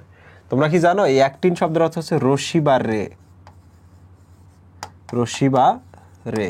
আর সাইট মানে হচ্ছে সাবসিডিয়ারি সেল। তাহলে সাবসিডিয়ারি সেলগুলো এমনভাবে থাকে মনে হয় যে তারা আলোক রশ্মির মতো চারদিকে ছড়াই গেছে। ওকে, আর অ্যানাইসোসাইটিকে দেখছো কতগুলা সেল। সো আশা করছি তোমরা এটা পারবা। যখন তাদের লম্ব অক্ষ পরস্পরকে ভেদ করে ডায়াসাইটিক, যখন প্যারালালি থাকে রক্ষী কোষ এবং subsidiary cell, parasitic not parasite. হ্যাঁ, সাইট মানে কোষ, সি নট এস। আর যখন সাবসিডিয়ারি সেল তিনটা থাকতেছে, একটা অসমান, তাহলে অ্যানাইসোসাইটিক। যখন চারটা সাবসিডিয়ারি সেল থাকে, টেট্রাসাইটিক পত্ররন্ধ্র। আর যখন এগুলো আলোক রশ্মির মতো বিভিন্ন দিকে যায়, দোজ আর কল্ড অ্যাক্টিনোসাইটিক পত্ররন্ধ্র। তো পত্ররন্ধ্রের প্রকারভেদ আসতে পারে, যেন পারো তোমরা এটা। এবার চলে আসি সবচেয়ে ইম্পর্টেন্ট যে টপিক, সেটার নাম হচ্ছে পানি পত্ররন্ধ্র। পরীক্ষায় আসে হাইডাথোট কি জিনিস এবং গাটেশন কি জিনিস, এই যে এটা, এই দুইটা আসবে কতে। আর এই ছবিটা আসতে পারে। তো তোমাদের আমি একটা ছবি দেখাই, দেখো এটা গাছের পাতা। হ্যাঁ, তো ইউজুয়ালি হয় কি, পত্ররন্ধ্রগুলো গাছের পাতার এরকম তলে থাকে না, নিচের তলে, এই যে এখানে এখানে। এবং এগুলাতে বলো তো কি বের হয়? বাষ্প বের হয় না? তখন আমরা এটাকে কি বলি? এগুলোকে আমরা কি বলি বলো? এগুলোর নাম হচ্ছে পত্ররন্ধ্র। তো পত্ররন্ধ্র দিয়ে বাষ্প আকারে বের হয়, প্রক্রিয়াটার নাম কি বলো? প্রচ্ছেদন। তো এই জিনিসটা দেখো, হোয়াট ইজ প্রচ্ছেদন? যখন উদ্ভিদের পত্ররন্ধ্র দিয়ে বাষ্প আকারে পানি বের হয়, উদ্ভিদের পত্ররন্ধ্র দিয়ে বাষ্প আকারে পানি বের হয়, সেই প্রক্রিয়ার নাম প্রচ্ছেদন। কিন্তু এবার দেখো, এবং তলে না, এটা পাতার একটা তলে, নট কিনারে। তো এবার একটা ছবি দেখাই। উদ্ভিদের এটা একটা পাতা, তো পাতাটা এরকম খাঁজ খাঁজ। ওকে, খাঁজ খাঁজ, খুবই বাজে পাতা হয়েছে।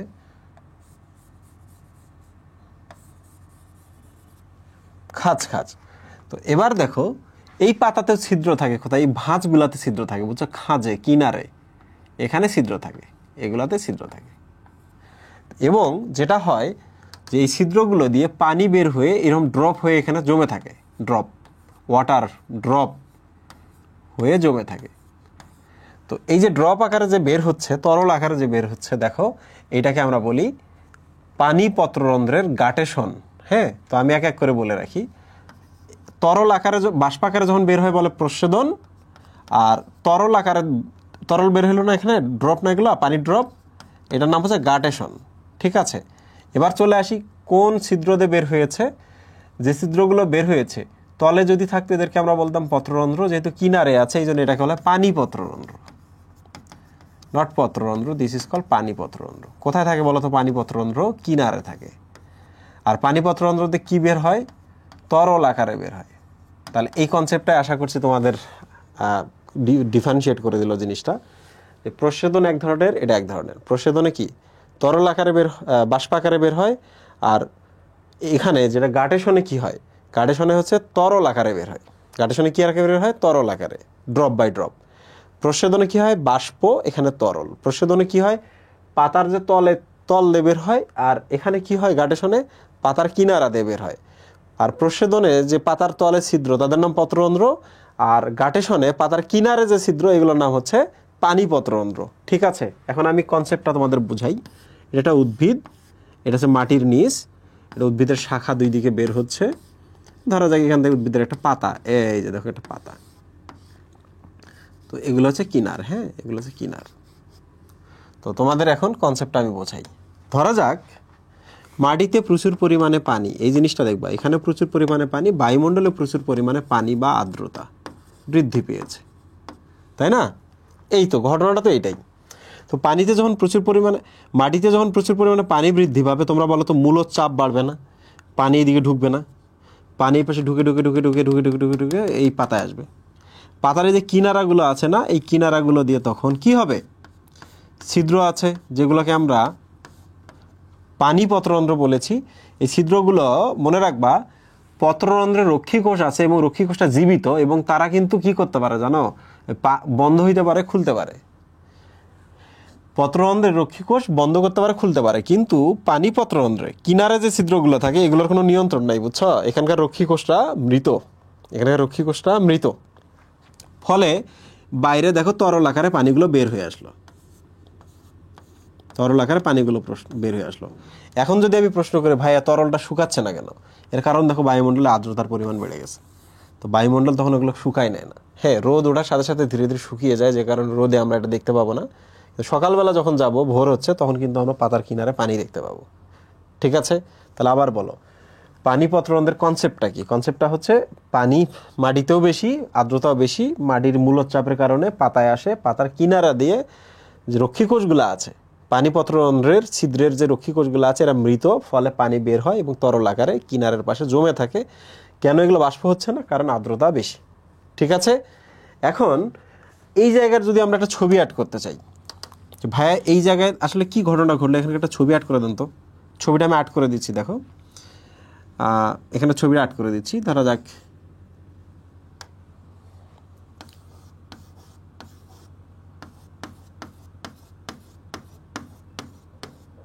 আবরণী কোষ, আবরণী কোষ, আবরণী কোষ, আবরণী কোষ, আবরণী কোষ, আবরণী কোষ।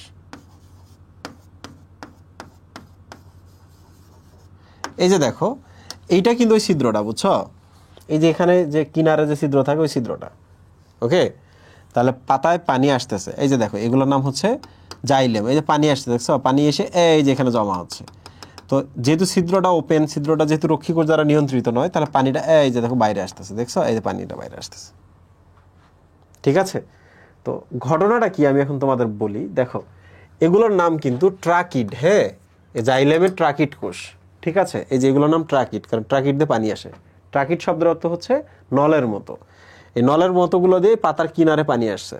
আর এই যে সেলগুলো দেখতেছো না, এই সেলগুলোকে বলা হয় এপিথেম, আবরণী কোষের মতোই আর কি, এগুলো হচ্ছে এপিথেম। আর এই জায়গাটার নাম কি বলতো? এই ছিদ্রটার নাম কি? পত্ররন্ধ্র বা পানি পত্ররন্ধ্র। দুই পাশে দুটো রক্ষী কোষ তো আছে, কিন্তু রক্ষী কোষ ডেড।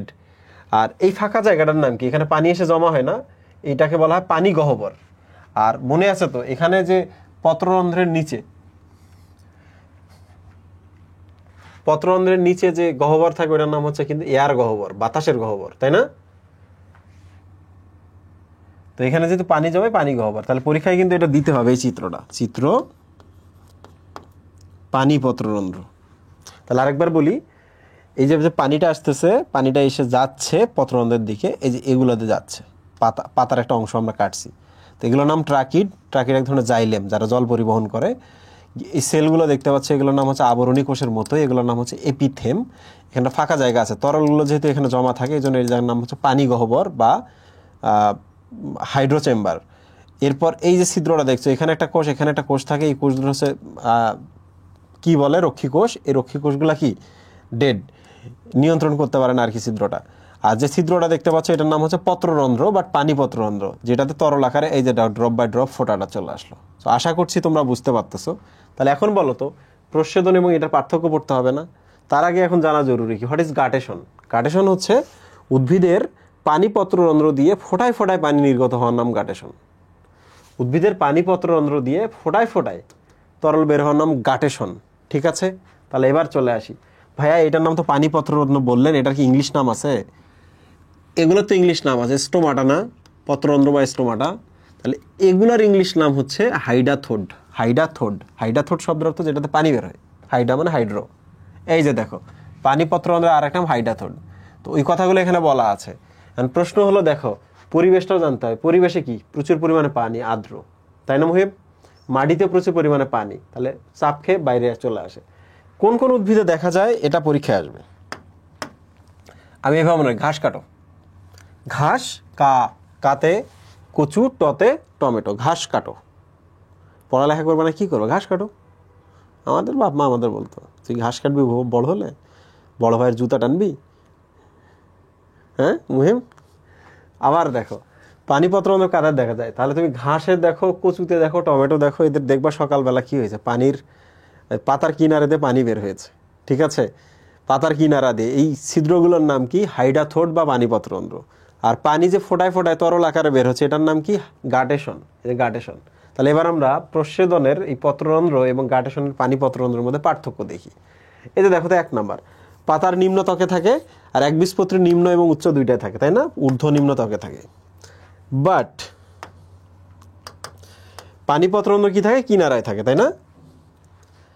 এটা দিনের আলোতে হয়, আর দিনের আলোতে যদি ঘটে আমরা পানি পত্ররন্ধ্রের ঘটনাটা দেখতে পাবো না, এই জন্য বলছে যে রাতে বেশি হয়।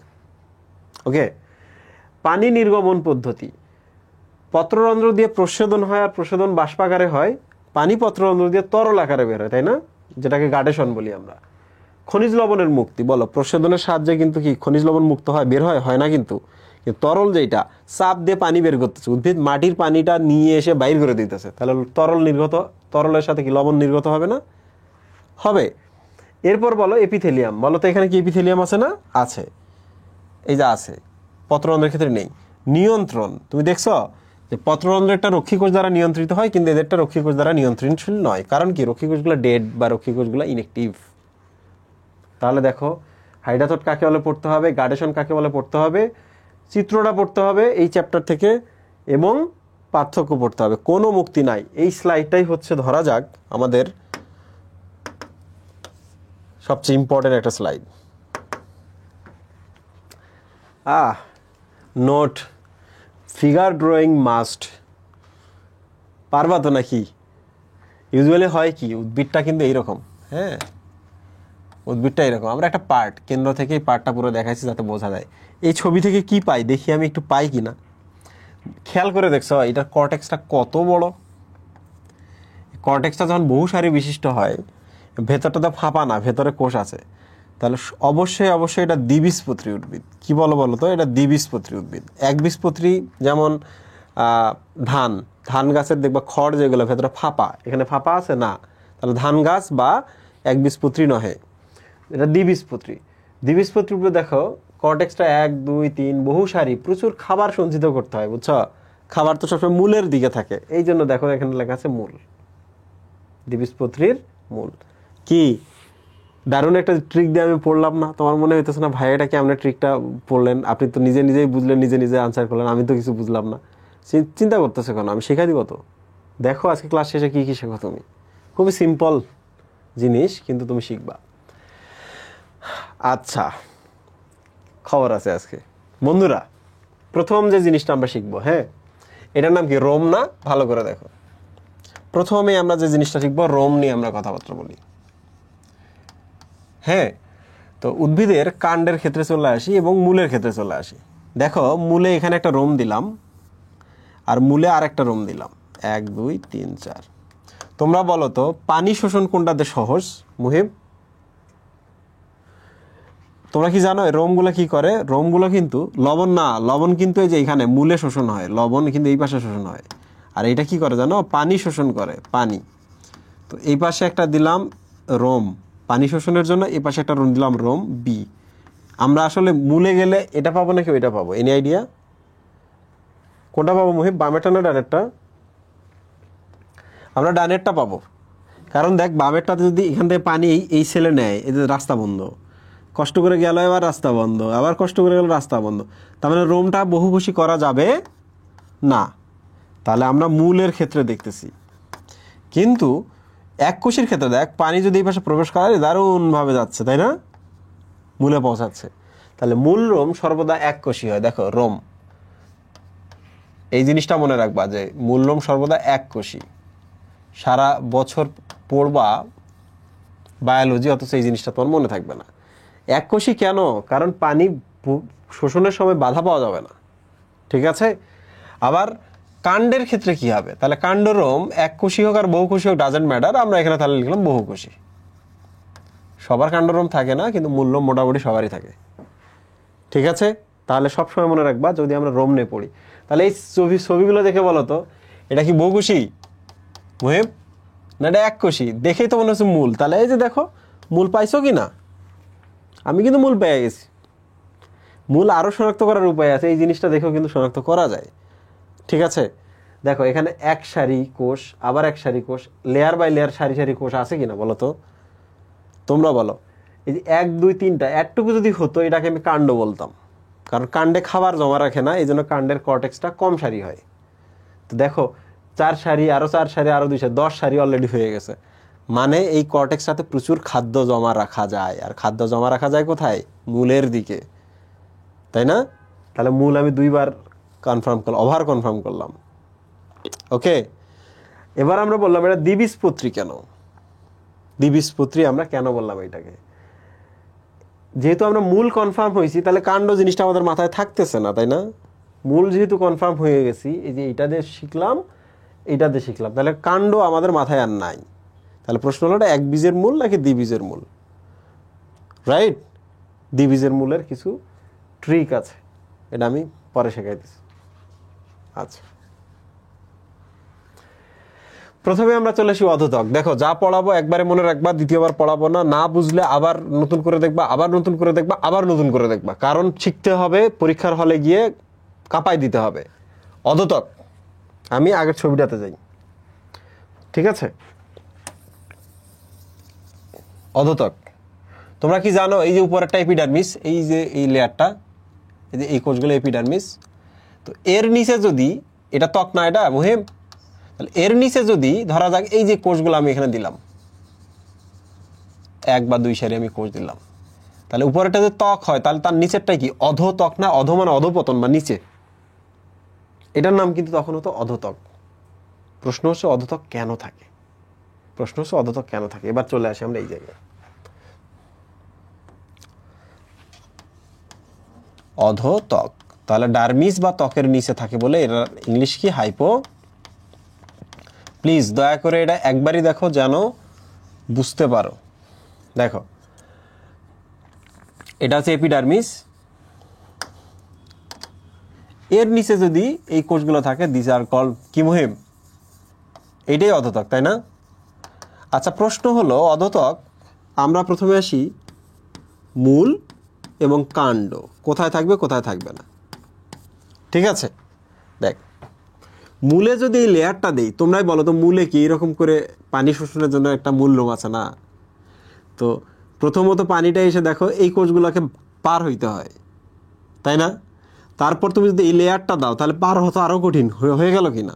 তাহলে মূলে আমরা অধোতক দিব, মূলে কোনোভাবে অধোতক দেওয়া যাবে না, কোথায় দিব? কাণ্ডে দিব।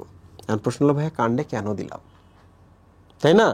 তাহলে কাণ্ড হলে কি কি হতে পারে? একটা একবীজপত্রী হতে পারে, একবীজপত্রী যেমন ধান গাছ, সবসময় কিন্তু ধানের কথা মনে করবা। আর একটা কি হতে পারে? দ্বিবীজপত্রী বা আম গাছ। ঠিক আছে মহিম? এখন প্রশ্ন হচ্ছে কাণ্ডেই শুধুমাত্র অধোতক থাকবে, একবীজেও থাকবে, দ্বিবীজেও থাকবে, মূলে থাকাই যাবে না, কারণ মূলে অধোতক দিলে পানি শোষণ বাধাগ্রস্ত হবে, লবণ শোষণ বাধাগ্রস্ত হবে। ওকে, দেখো একবীজপত্রী বা ধান গাছ এবং দ্বিবীজপত্রী বা আম গাছ, তোমাকে আমি 3 ধরনের সেল দিলাম, প্যারেনকাইমা, কোলেনকাইমা এবং স্ক্লেরেনকাইমা। তোমাকে আমি 3 ধরনের সেল দিলাম। দেখো এই যে এই কোষটা হলো জীবিত কোষ, বুঝছো? আর এগুলো কিন্তু মৃত, ধরা এটা অর্ধমৃত বা মৃত, ধরা যায় এটা মৃত। তো তোমাকে আমি বলি স্ক্লেরো শব্দের অর্থ খুবই হার্ড, খুবই শক্ত। কোলেনকাইমাও শক্ত, বাট একটু যে কোলেন শব্দ তো কাদা, বুঝছো? শক্ত কিন্তু এটা কাদার মতো বা আঠালো শক্ত, একটু ফ্লেক্সিবল থাকে আর কি। তো এটার তুলনায় এটা শক্ত, বাট এটা খুবই শক্ত, এটা বেশি শক্ত, এটা শক্ত, এটা সফট। ঠিক আছে, জীবিত তো এই জন্য soft, soft hard hardest, soft harder hardest. Okay, আচ্ছা এখন প্রশ্ন যদি আমি করি, বলো তো এই যে দেখো এখানে কথা আছে ইউজুয়ালি কোলেনকাইমা বা স্ক্লেরেনকাইমা টিস্যু দ্বারা তৈরি হয়, তাহলে বলো তো হাইপোডার্মিস আমি মূলে দিতে পারলাম না, কাণ্ডে দিলাম। আবার যদি কাণ্ডে দেই, আবার যদি মহিপ আমি কাণ্ডে দেই, তাহলে আমার একটাই টার্গেট থাকবে, এটা আমি কেন দিচ্ছি? এই লেয়ারটা প্রোটেকশনের জন্য দিচ্ছি, দৃঢ়তার জন্য দিচ্ছি, তাই না? বলো তো এই শক্ত এবং খুবই শক্ত কোনটা আম গাছকে দিবা আর কোনটা ধান গাছকে দিবা? মহিম, খুবই শক্ত যেটা এটা ধান গাছকে দিব, কারণ ধান গাছ এমনিতেই দুর্বল, ছোট, ভাঙে যাবে। আর আম গাছের অলরেডি মোটা, সো আম গাছের ক্ষেত্রে আমরা খুবই শক্তটা দিব না। তাহলে আমরা কিন্তু কিসে যাব? সাম্যতায় যাচ্ছি না, আমরা কার কি নিড ওইটা করতেছি, ঠিক কি না? খুবই শক্তটা আমরা ধান গাছকে দিব, এমনি ধান গাছের কাণ্ডের ভেতরে ফাঁপা থাকে, ধান গাছ বাতাসে এমনি পড়া যায়, ভেঙে যায়, তাহলে তাকে বেশি শক্তটা দেই। আম গাছের যেহেতু এত চিন্তা নেই, আম গাছে কম শক্ত দেবো। ঠিক আছে মহিব, তাহলে ধান গাছকে আমরা কি দিব? স্ক্লেরেনকাইমা। আর আম গাছকে তাহলে আমরা ঠিক তুলনামূলক কম শক্তটা দিব, কোলেনকাইমা। তাহলে আরেকবার আমরা চলে আসি, হাইপোডার্মিস মানে এপিডার্মিসের জাস্ট নিচে, ওইটা যদি থাকে এবং মূলে যদি তুমি ওই হাইপোডার্মিস দাও, পানি শোষণ লবণ শোষণ বাধাগ্রস্ত হবে, ফলে মূলে এরা থাকবে না কোনো উদ্ভিদ, একবীজপত্রী হোক আর দ্বিবীজপত্রী হোক। তাহলে কাণ্ডে থাকবে, তাহলে কাণ্ডে আমি ধান গাছ পাচ্ছি, আম গাছ পাচ্ছি, একবীজপত্রী দ্বিবীজপত্রী। ধান গাছকে আমি বেশি শক্তটা দিব, তুমি স্ক্লেরেনকাইমাটাই ব্যবহার করো। আম গাছকে বলবো তোমার অলরেডি অনেক কোষ আছে, তুমি তাহলে কোলেনকাইমা তুলনামূলক কম হার্ডটা ব্যবহার করো, ডান তোমার জন্য। দেখো তো হয়েছে কি না? দেখো এই দেখো মূলে অধোতক থাকে না, তাহলে পরীক্ষায় প্রশ্ন আসবে ভাই, এগুলো মুখস্থ করে প্রশ্নের উত্তর করা যায় না, কেউ পারে না, বুঝছো? প্রশ্ন মুখস্থ করে উত্তর করা যায় না। তাহলে প্রশ্ন হলো, দেখো এরা ইউজুয়ালি কি হয়, এরা হচ্ছে কোলেনকাইমা এবং স্ক্লেরেনকাইমা টিস্যু দ্বারা তৈরি। স্ক্লেরেনকাইমা যেটা, সেটা থাকে হচ্ছে কোথায় মহিম? একবীজপত্রী বা ধানে বেশি হার্ড, যেহেতু কোলেনকাইমাটা তুলনামূলক কম হার্ড, দ্বিবীজপত্রী বা আম গাছের কাণ্ডে থাকে, অনলি কাণ্ডে থাকে। রাইট, ডান। এবার আমরা কর্টেক্সে চলে আসি। কর্টেক্স থেকে এই জিনিসটা শুধু দেখো, কর্টেক্স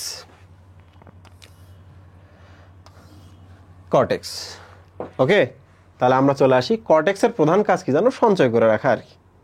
ওকে মুহিব, আচ্ছা এখানে বলছে মূলের কর্টেক্স বহু স্তর, কাণ্ডের কর্টেক্স কয়েক স্তর।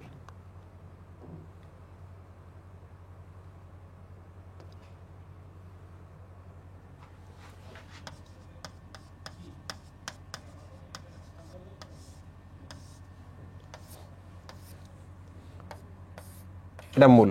ওকে দেখো, প্রথমেই আমরা কর্টেক্সটা দেখি, এইটাকেও যদি আমরা এইরকম প্রস্তুত করে ডাউন প্রস্তুত করে এইরকম দেখতে পাবো, এরকম দেখতে পাবো। এই জায়গাটা বাদ, ভেতরের এই জায়গাটা বাদ। ঠিক আছে মুহিব? কর্টেক্সে যে এখান থেকে এপিডার্মিসের নিচ পর্যন্ত বা হাইপোডার্মিসের নিচ পর্যন্ত, এখান থেকে এপিডার্মিসের নিচ পর্যন্ত, ঠিক আছে, দিজ আর কর্টেক্স। তাহলে দেখো আমরা যদি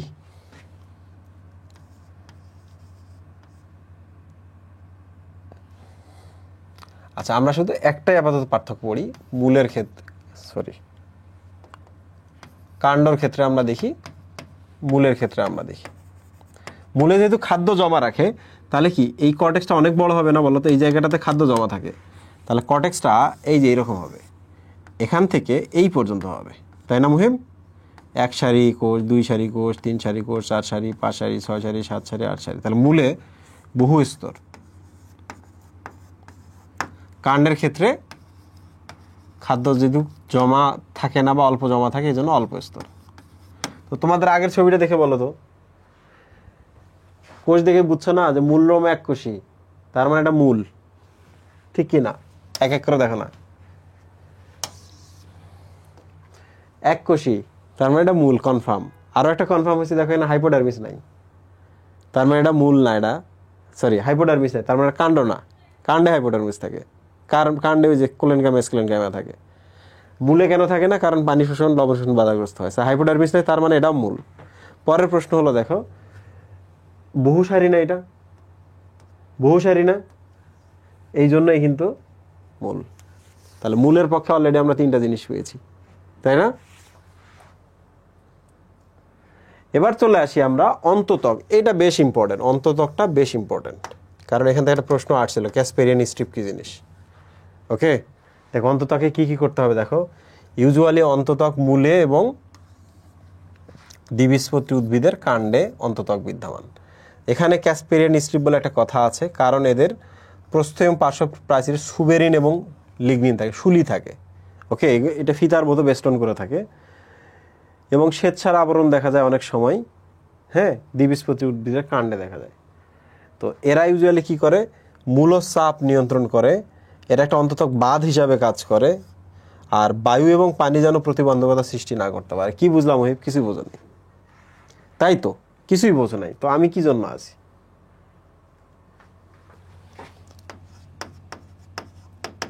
অন্তত্বক ইংলিশে আমরা কি বলবো? অন্ত মানে এন্ডো, ত্বক মানে হচ্ছে ডার্মিস, এন্ডোডার্মিস, তাই না? এপিডার্মিস, এই যে দেখছো এই জায়গাটা, এটা হচ্ছে অন্তত্বক। দেখো ভালো করে, অন্তত্বক কোষগুলো এরকম পিপা আকৃতির, হ্যাঁ। এটা যে ত্বক হয়, এটা বহিত্বক, আর এটা কি মুহিম? অন্তত্বক, এরকম পিপা আকৃতির।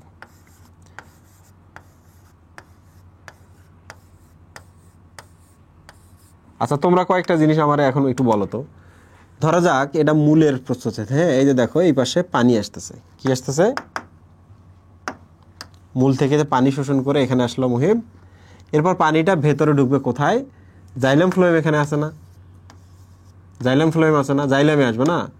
জাইলামে যদি আসে, জাইলাম এখন কি করো? কাণ্ডে পাঠাবে পানি। আসলো এখানে,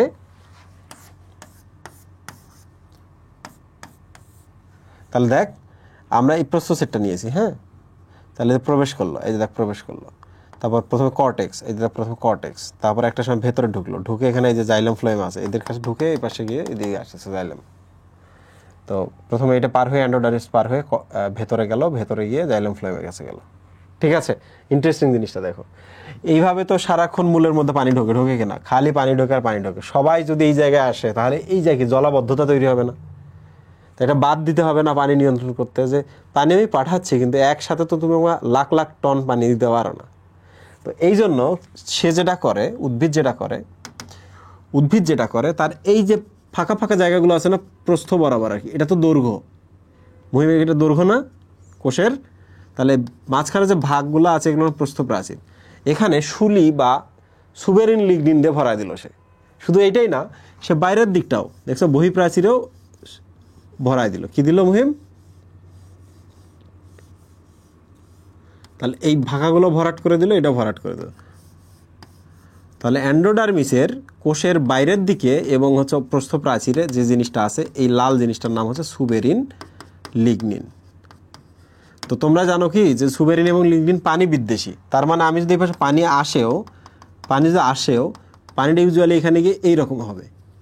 তো আরেকটা প্রসেস আছে, ওটার নাম হচ্ছে, একটা পাথওয়ে আছে, পাথওয়ের মাধ্যমে কিন্তু পানি যায়, কিন্তু এই যে দেখো পানি ঢুকে কিন্তু সহজে ঢুকতে পারতেছে না, ফেরত আসলো। কারণ কি? সুবেরিন এবং লিগনিন আছে। তাহলে অন্তত্বক কি হিসাবে কাজ করলো মুহিব? এখানে পানি আটকায় দিল না? অন্তত্বকটা কি এখানে বাঁধ হিসাবে কাজ করলো না? ড্যাম বাঁধ হিসাবে কাজ করলো কিনা? কেন? কারণ অন্তত্বকে সুবেরিন এবং লিগনিনের একটা লেয়ার আছে। কোথায় আছে? অন্তত্বকের কোষগুলো বাইরের প্রাচীরে এবং এই প্রস্থ প্রাচীরগুলোতে, ঠিক না? আচ্ছা তুমি এক কাজ করো তো, এই লাল লেয়ারটা হাত দিয়ে টেনে তোলো তো, বের করো তো। এটা ফিতা মনে হবে না? চারপাশে থাকে একটা ফিতা মনে হবে না? এই ফিতাটাকে বলা হয় ক্যাসপেরিয়ান স্ট্রিপ, কারণ ক্যাসপেরি এই ভদ্রলোক এই ফিতাটা প্রথম আবিষ্কার করছেন, এই স্ট্রিপটা প্রথম আবিষ্কার করেছেন। তাহলে আমি আরেকবার বলি, ক্যাসপেরিয়ান স্ট্রিপ কোথায় থাকে? অন্তত্বকে থাকে। অন্তত্বকে কি দ্বারা তৈরি? লিগনিন এবং সুবেরিন। এর কাজ কি? পানি বিদ্বেষী কাজ করা। পানি বিদ্বেষী কাজ করলে এই ক্যাসপেরিয়ান স্ট্রিপ কি হিসাবে কাজ করবে? এটা একটা বাঁধ হিসাবে কাজ করে, ভেতরে জলাবদ্ধতা ক্রিয়েট হতে দিবে না। ঠিক আছে, তাহলে এই লিগনিন এবং সুবেরিনে তৈরি এই অন্তত্বকের যে লিগনিন এবং সুবেরিনে তৈরি অন্তত্বকের যে তোমরা ফিতার মতো যে জিনিসটা দেখতে পাচ্ছ পানি বিদ্বেষী, এইটাই অ্যাকচুয়ালি ক্যাসপেরিয়ান স্ট্রিপ। পরীক্ষায় আসবে ক্যাসপেরিয়ান স্ট্রিপ কী জিনিস। এখন প্রশ্ন হলো, ভাইয়া ক্যাসপেরিয়ান স্ট্রিপ কোথায় থাকে? কাণ্ডে থাকে নাকি মূলে থাকে? আরে পানি তো মূলে, তাহলে পানির ড্যাম কোথায় থাকবে? মূলে থাকবে। তাহলে একবীজপত্রী উদ্ভিদ বলো আর দ্বিবীজপত্রী উদ্ভিদ বলো, একবীজ বলো আর দুইবীজপত্রী উদ্ভিদ বলো, মূলে থাকবে ক্যাসপেরিয়ান স্ট্রিপ, তাই না? মূলে থাকবে ক্যাসপেরিয়ান স্ট্রিপ। ঠিক আছে, এবার একটা ইন্টারেস্টিং জিনিস বলি, কাণ্ডের ক্ষেত্রে আসি। কাণ্ড কাণ্ড একবীজ দ্বিবীজ, এই একবীজপত্রী উদ্ভিদের কাণ্ড ফাঁপা না? কাণ্ড ফাঁপা না? তোমরা কি জানো একবীজপত্রী উদ্ভিদের কাণ্ডে ছবি অ্যাড করি, অ্যান্ডোডার্মিস করি, জাইলাম ফ্লোয়েম ইত্যাদি ইত্যাদি করি, ওদের এগুলো কিচ্ছু নাই। জাইলাম ফ্লোয়েম এখানে নাই। জাইলাম ফ্লোয়েম কোথায় আছে জানো? একবীজপত্রী উদ্ভিদের কাণ্ডের এই জাইলাম ফ্লোয়েম যেহেতু ভেতরে নাই, ফাঁপা হয়ে যায়, ফেটে যায় আর কি, কাণ্ডের ভেতরটা ফাঁপা থাকে। বাঁশের কথা চিন্তা করো, ভেতরে ফাঁপা না? ফাঁপা না? বাঁশ তো একবীজপত্রী উদ্ভিদ, তো ফাঁপা থাকার কারণে এদের জাইলেম ফ্লোয়েম তো লাগবেই। জাইলেম ফ্লোয়েমগুলো এই কর্টেক্সে থাকে, এই দেখছো কর্টেক্সের মধ্যে চলে আসছে। তাহলে কর্টেক্সে যদি কখনো জাইলেম ফ্লোয়েম দেখো, তাহলে ওইটা বাঁশ বলো আর ধান বলো সেই সব গাছের কাণ্ড, কারণ তাদের কাণ্ড ফাঁপা থাকে। এবার এই ছবিটা দেখে বলো তো, এটা কেন কাণ্ড না? মানে একবীজপত্রী উদ্ভিদের কাণ্ড কেন না? কারণ একবীজপত্রী উদ্ভিদের কাণ্ডে এই যে অ্যান্ডোডার্মিসটা থেকে শুরু করে এই ভেতরটা পুরাই ফাঁপা, এগুলো কিচ্ছু থাকে না। না অ্যান্ডোডার্মিস আছে, না পেরিসাইকেল আছে, না মজ্জা আছে, না মজ্জা রশ্মি আছে, না জাইলেম ফ্লোয়েম এখানে আছে। এখানকার জাইলেম ফ্লোয়েমগুলো আছে না মুহিম, জাইলেম ফ্লোয়েমগুলো এই যে এখানে আছে, কর্টেক্সে জাইলেম ফ্লোয়েম পাওয়া যায়। তাহলে একবীজপত্রী উদ্ভিদের কাণ্ড ফাঁপা থাকার কারণে এই পার্টটা থাকে না, তাহলে তাদের জাইলেম ফ্লোয়েম এখানে পাওয়া যায়। তাহলে এখন আমি একটা প্রশ্ন করি, বলতো একবীজপত্রী উদ্ভিদের ফাঁপা কতটুকু থেকে কতটুকু? একবারে অ্যান্ডোডার্মিস থেকে শুরু করে এই কেন্দ্র পর্যন্ত কিচ্ছু নাই। তাহলে আমি যে এখন লিখলাম একবীজপত্রীদের কাণ্ড, এখন বলতো একবীজপত্রী উদ্ভিদের কাণ্ডে কি অ্যান্ডোডার্মিস আছে? নাই, কারণ অ্যান্ডোডার্মিস থেকে শুরু করে ভেতর পর্যন্ত সব উধাও। একবীজপত্রী উদ্ভিদের কাণ্ডে শুধু এই কর্টেক্সটা আছে, কর্টেক্সের মধ্যে জাইলেম ফ্লোয়েম আছে, আর এই যে বাইরের আবরণগুলো আছে। ঠিক আছে, তাহলে আমরা চলে আসি একবীজপত্রী উদ্ভিদের কাণ্ডে। দেখো এই অ্যান্ডোডার্মিস নাই, ভেতরে আর কিচ্ছু নাই, এগুলো কিচ্ছু নাই। তাহলে আমরা লিখবো একবীজপত্রী উদ্ভিদের কাণ্ডে নাই, কি নাই? অ্যান্ডোডার্মিস নাই। দ্বিবীজপত্রী উদ্ভিদের কাণ্ডে অ্যান্ডোডার্মিস আছে, কারণ আম গাছের ভেতরে কি ফাঁপা হয়? আম গাছের ভেতরে ফাঁপা না ভরাট? ভরাট। তাহলে দেখছো এক বীজের মূলে আছে, দু বীজের মূলে আছে। মূলে শুধু যে অ্যান্ডোডার্মিস আছে তাই না, ক্যাসপেরিয়ান স্ট্রিপ আছে, ক্যাসপেরিয়ান স্ট্রিপ আছে, কারণ ক্যাসপেরিয়ান স্ট্রিপ পানির বাঁধ, আর মূলেই তো বাদ দিতে হবে, কারণ মূলেই তো পানি। আবার একবীজপত্রী কাণ্ড, দ্বিবীজপত্রীর কাণ্ড, একবীজপত্রী উদ্ভিদের কাণ্ডে অ্যান্ডোডার্মিস থেকে শুরু করে ভেতরে কিচ্ছু নাই, তাই না? ফাঁপা। একবীজপত্রী ধান গাছের কাণ্ড ফাঁপা, বাঁশের কাণ্ড ফাঁপা নাই, ক্যাসপেরিয়ান স্ট্রিপ তো দূর কি বাদ। দ্বিবীজপত্রী উদ্ভিদের কাণ্ডে ফাঁপা না, আম গাছের কাণ্ড ফাঁপা না, তাহলে এখানে অ্যান্ডোডার্মিস আছে, কিন্তু অ্যান্ডোডার্মিসে ক্যাসপেরিয়ান স্ট্রিপের বিষয়টা আসবে না। ক্যাসপেরিয়ান স্ট্রিপ মানে কি? পানির বাঁধ, পানি ঠেকানোর বাঁধ, ওটা তো মূলে শুধু, নট কাণ্ডে। ঠিক আছে, আশা করছি সবাই বুঝতে পেরেছো। তাহলে আমরা দেখো অন্ততকটা এই যে ক্যাসপেরিয়ান স্ট্রিপ, তারপর হচ্ছে এই যে লিগনিন সুবেরিন কোন জায়গাটায় থাকে, এরা সরু ফিতার মতো বেষ্টনী তৈরি করে। সো দয়া করে এই জিনিসটা মিস করবো না। হ্যাঁ, ক্যাসপেরিয়ান স্ট্রিপটা পরীক্ষায় আসবে। ঠিক আছে, এই বাঁধ হিসাবে কাজ করে, মূল চাপ নিয়ন্ত্রণ করে, মানে বাইরের পানিকে ভেতরে ঢুকতে দেয় না। তারপর হচ্ছে দেখছো সব মূলেই আছে, কারণ মূলে কি? পানি আছে। তাহলে আম গাছ বলো আর ধান গাছ বলো, একবীজপত্রী দ্বিবীজপত্রী যাই বলো, মূলে তো থাকবেই, পানি যেহেতু চাপ দেয় মূলে বাঁধ থাকবে বা অ্যান্ডোডার্মিস থাকবে। কাণ্ডের ক্ষেত্রে যদি চিন্তা করে, আম গাছের কাণ্ডে অ্যান্ডোডার্মিস আছে আর ধান গাছে নাই, বলো তো কেন নাই? কারণ ধান গাছ হচ্ছে একবীজপত্রী, আর একবীজপত্রী উদ্ভিদের কাণ্ড ফাঁপা। ফাঁপাত মানে কি? একেবারে হচ্ছে অ্যান্ডোডার্মিসের ভেতর পর্যন্ত কিচ্ছু নেই। তাহলে বলো তো একবীজপত্রী উদ্ভিদের কাণ্ডে পেরিসাইকেল আছে? নাই। একবীজপত্রী উদ্ভিদের কাণ্ডে মজ্জা আছে? নাই। একবীজপত্রী উদ্ভিদের কাণ্ডের ভেতর, মজ্জার ভেতরে যে জাইলেম ফ্লোয়েমগুলো থাকতো, ওগুলো কোথায় গেছে? ওগুলো সব কর্টেক্সে চলে গেছে।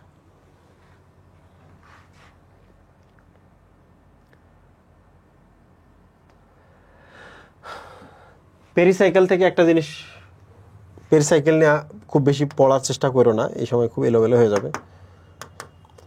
এখানে শুধু একটা জিনিস দেখো, গুচ্ছ টুপি কী জিনিস, সেটা হলো যে ফ্লোয়েম টিস্যুর মাথায় যদি স্ক্লেরেনকাইমা টিস্যু অবস্থান করে, এই দেখো তো এটা যে ফ্লোয়েম টিস্যু হয়, হ্যাঁ, এর মাথায় যদি স্ক্লেরেনকাইমা টিস্যু অবস্থান করে তাহলে এটা কি গুচ্ছ না? এবার টুপির মতো হয়ে আছে না সে? তাহলে মনে রাখবা this is phloem and this is sclerenchyma. এই ছবিটা মনে রাখবো, এসপি, সুপারিনটেন্ডেন্ট অফ পুলিশ, পুলিশের মাথায় ক্যাপ, ফ্লোয়েমের মাথায় ক্যাপ। আচ্ছা, এই জিনিসটাকে বলা গুচ্ছ টুপি বা হার্ট বাস। ডান। মেডুলা মানে হচ্ছে এটা একটা কোষ, এর ভেতরের এই জায়গাটার নামই হচ্ছে অ্যাকচুয়ালি মেডুলা। তাহলে জাইলাম ফ্লোয়েমগুলো বাদ দাও, বাকি যা আছে সব কিছু মিলে হচ্ছে মেডুলা। এখানে কি থাকে? এখানে খাদ্য সঞ্চিত থাকে, উদ্ভিদকে সে দৃঢ়তা দেয়, ইত্যাদি ইত্যাদি। ঠিক আছে, তো আশা করছি মজ্জারস্যি কী জিনিস, এই যে জাইলাম ফ্লোয়েম এখানে থাকে, জাইলাম ফ্লোয়েম এখানে, জাইলাম ফ্লোয়েম এখানে, জাইলাম ফ্লোয়েম এখানে, যে কোষগুলো এই যে এই পাশে রশ্মির মতো বের হয় ফাঁকাগুলো দিয়ে, দুইটার ফাঁকা দিয়ে যেগুলো বের হয়, দিজ আর কল মজ্জারস্যি। তো এগুলো নিয়ে চিন্তা করো না, আমি যখন পার্থক্য পড়াবো তখন আবার এক্সপ্লেইন করে দিব, দেখবা যে অগোছালো জিনিসটা তখন তোমার আবার গোছালো হয়ে যাচ্ছে। ঠিক আছে, তো ভাস্কুলার বান্ডলটা আমি এখন পড়াবো নাকি হচ্ছে পার্থক্যের এই অংশটা পড়িয়ে ভাস্কুলার বান্ডল পড়াবো, নইলে মনে থাকবে না। হ্যাঁ, ভাস্কুলার বান্ডলটা পরে পড়াই, ভাস্কুলার বান্ডলটা শেষে পড়াই। হ্যাঁ, তোমরা দেখবা যে চিত্রগুলো আসে, এই চিত্রগুলো অঙ্কন করা শিখবা।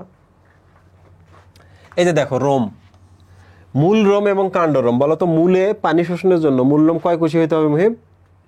এক কোষী হইতে হবে, তাই না? এই যে দেখ, একবীজপত্রী উদ্ভিদের কাণ্ড এবং মূল। আচ্ছা বাদ দাও, তাহলে কাণ্ডের কথা যেহেতু বলছে, কাণ্ডের সাথে কাণ্ড, একটা আম গাছের কাণ্ড আর একটা হচ্ছে ধান গাছের কাণ্ড, যেটা এই ভেতরটা ফাঁপা। ঠিক আছে, কাণ্ডে বহুকোষী, কাণ্ডে ধান গাছের কাণ্ডটা খুবই সরু মুহিব, ওখানে কোনো ধরনের মূল থাকে না আর কি। তো যাই হোক, থাকলে বহুকোষী। অধোতক, তোমরাই বলো তো মুহিব, হাইপোডার্মিসের কথা মনে আছে? ওই যে শক্ত শক্ত টিস্যু দ্বারা তৈরি। তাহলে ধান গাছে এবং আম গাছেটা কি? কোলেনকাইমা। ধান গাছে বেশি শক্ত লাগবে, স্ক্লেরেনকাইমা। ওইটাই বলছে, এই যে দেখো বলছে না। কর্টেক্সের কথা চলে আসি, কর্টেক্সটা এখানে ইম্পর্টেন্ট না, যে এটা পড়ার দরকার নাই, এই দুইটা মনে রাখবা। এবার চলে আসি পরিচক্র। পরিচক্র কিন্তু দ্বিবীজপত্রী উদ্ভিদের কাণ্ডে আছে, কারণ কি মুহিব? কাণ্ডটা এদের ফাঁপা না, আম গাছের কাণ্ড ফাঁপা না। কিন্তু তুই যে ধান গাছে যাস, ধান গাছের একবারে অ্যান্ডোডার্মিস থেকে শুরু করে, এটা this is endodermis, this is pericycle, this is medulla, তাহলে এইগুলাই নেই, এগুলোর একটাও নেই, অ্যান্ডোডার্মিসও নাই, এগুলো কিছুই নেই। তাহলে যে পরিচক্র কথা যদি চলে আসে, পরিচক্র এই যে এইটা, ধান গাছ বা একবীজপত্রী উদ্ভিদে তো ফাঁপা, তাহলে পরিচক্র নাই, একবীজপত্রীতে ফাঁপা, পরিচক্র নেই। এবার চলে আসি ভাস্কুলার বান্ডলে, চলে আসি। দেখো ভাস্কুলার বান্ডল তো একটু পরে পড়াবো, এটা ভাস্কুলার বান্ডলের কথা, এটা ভাস্কুলার বান্ডলের কথা একটু পরে পড়াবো, এটা ভাস্কুলার বান্ডলের কথা, মজ্জা বা মজ্জারস্যি। এই যে দেখো লাস্টেরটা দেখো, এটা পড়াবো একটু পরে। সেটা হলো দ্বিবীজপত্রী উদ্ভিদের কাণ্ড। দ্বিবীজপত্রী উদ্ভিদের কাণ্ড কি? ভরাট না, তাহলে মজ্জা বা মজ্জারস্যি থাকবে। আর একবীজপত্রী উদ্ভিদের কাণ্ড কি? এই জায়গাটা পুরো ফাঁপা না, এই জায়গাটা পুরো ফাঁপা না, তাহলে মজ্জা তো মাঝখানে, মজ্জারস্যিও এখানে, তাহলে এইটা নাই, তাহলে এটা একবীজ কাণ্ড, যেহেতু ফাঁপা, এই মাঝখানে কিছু নেই, মানে মজ্জাও নাই, মজ্জারস্যিও নেই, ওইটাই বলছে এখানে। তাহলে এইটা ডান। এই তিনটা একটু পরে আসতেছি। এইটা আসো তো, পারো কি না? এক বীজের কাণ্ড, এক বীজের মূল। প্রথমে আমি ছবি অ্যাড করে দিয়ে দিই। এক বীজের কাণ্ডটা এরকম, এই জায়গাটা পুরোটাই নাই, ফাঁপা না মুহিব ধান গাছের কাণ্ড। তাহলে এই জায়গাটাতে কি ছিল বলো তো? এই জায়গাটাতে অ্যান্ডোডার্মিস ছিল, পেরিসাইকেল ছিল, মজ্জা বা মেডুলা ছিল, মজ্জারস্যি বা মেডুলারি রে ছিল, এগুলো একটাও নেই। ঠিক আছে, একবীজপত্রী মূলে তো সব থাকে। ঠিক আছে, এই ধান গাছের কাণ্ডের মধ্যে কিছুক্ষণ আমরা দেখছি মূলরোম নাই, কাণ্ডরোম নাই, তাই না? এই যে কাণ্ডরোম থাকে না, ধান গাছের গায়ে কাণ্ডরোম থাকে না, দ্বিবীজপত্রীতে থাকে। কিন্তু মূলে কি মূলরোম থাকবে না? পানি তো শোষণ করতে হবে, এই যে দেখো থাকে, এবং সেটা সবসময় এককোষী হয়। এবার একটা ইন্টারেস্টিং জিনিস বলি, বলো তো, কাণ্ডে আমার শরীরে কিন্তু আমি কিউটিকল দিতে পারবো, কিউটিকল পানি বিদ্বেষী। মূলে কি আমি মূলের আবরণে কিউটিকল দিতে পারবো? কিউটিকল দিলে কি মূলে পানি ঢুকবে? তাহলে মূলে কখনোই কিউটিকলের আবরণ থাকে না, এবং মূলের মূলরোম সব সময় এককোষী। ঠিক আছে, শেষ। হাইপোডার্মিস মুহিম, ওই যে আবার বলছিলাম না এপিডার্মিসের নিচে ওই যে শক্ত একটা লেয়ার থাকে, মূলে থাকবে ওইটা, মূলে তো তাহলে পানি এবং লবণ শোষণ করতে পারবে না, শুধু কাণ্ডেই থাকবে। তাহলে দেখো এর থাকবে, মূলে থাকবে না। কাণ্ডে যদি থাকে সেটা কোন ধরনের টিস্যু দ্বারা তৈরি হবে? ধান গাছে মুহিম স্ক্লেরেনকাইমা, শক্তটা স্ক্লেরেনকাইমা থাকে, দেখো মূলে নাই। মূলে যদি দিই হাইপোডার্মিস তাহলে মূলে পানি ঢুকবে না। এবার চলেছে অ্যান্ডোডার্মিস। এই যে বলছিলাম না যে কাণ্ডের মধ্যে যে অ্যান্ডোডার্মিস, পেরিসাইকেল, মেডুলা, মেডুলারি নাই, তাহলে এই যে দেখো অ্যান্ডোডার্মিস নাই, কারণ ফাঁপা। আর এটাতে অ্যান্ডোডার্মিস আছে এবং বৃত্তাকারে থাকে অ্যান্ডোডার্মিস, পেরিসাইকেলও বৃত্তাকারে থাকে। পেরিসাইকেল দেখো অ্যান্ডোডার্মিস নাই, পেরিসাইকেল নাই, তাহলে এটা তো পেরিসাইকেল নাই, তাই না? আর এটাতে থাকবে ভাস্কুলার বান্ডল। শুধু একটা জিনিস দেখো তো, এই লাইনটা শুধু দেখো, এই লাইনটা শুধু। আচ্ছা বলো তো, এর ফাঁপা, ভেতরে যে কিচ্ছু না থাকে, জাইলেম ফ্লোয়েম কি ভেতরে মুভ রাখতে পারবো? কিন্তু জাইলেম ফ্লোয়েম তো লাগবে, তখন আমরা তাদেরকে কোথায় রাখবো? কর্টেক্সে রাখবো না? কর্টেক্সে রাখবো। ওইটাই বলছে যে গ্রাউন্ড টিস্যু বা কর্টেক্সে ছড়ানো থাকে, ঠিক আছে? আর নিচে আমরা না যাই, কারণ এগুলো আমি একটু পরেই পড়াবো। যতটুকু পড়ানো হয়েছে সেখান থেকে আমি সলভ করে দিচ্ছি। আচ্ছা, এবার আমরা চলে আসি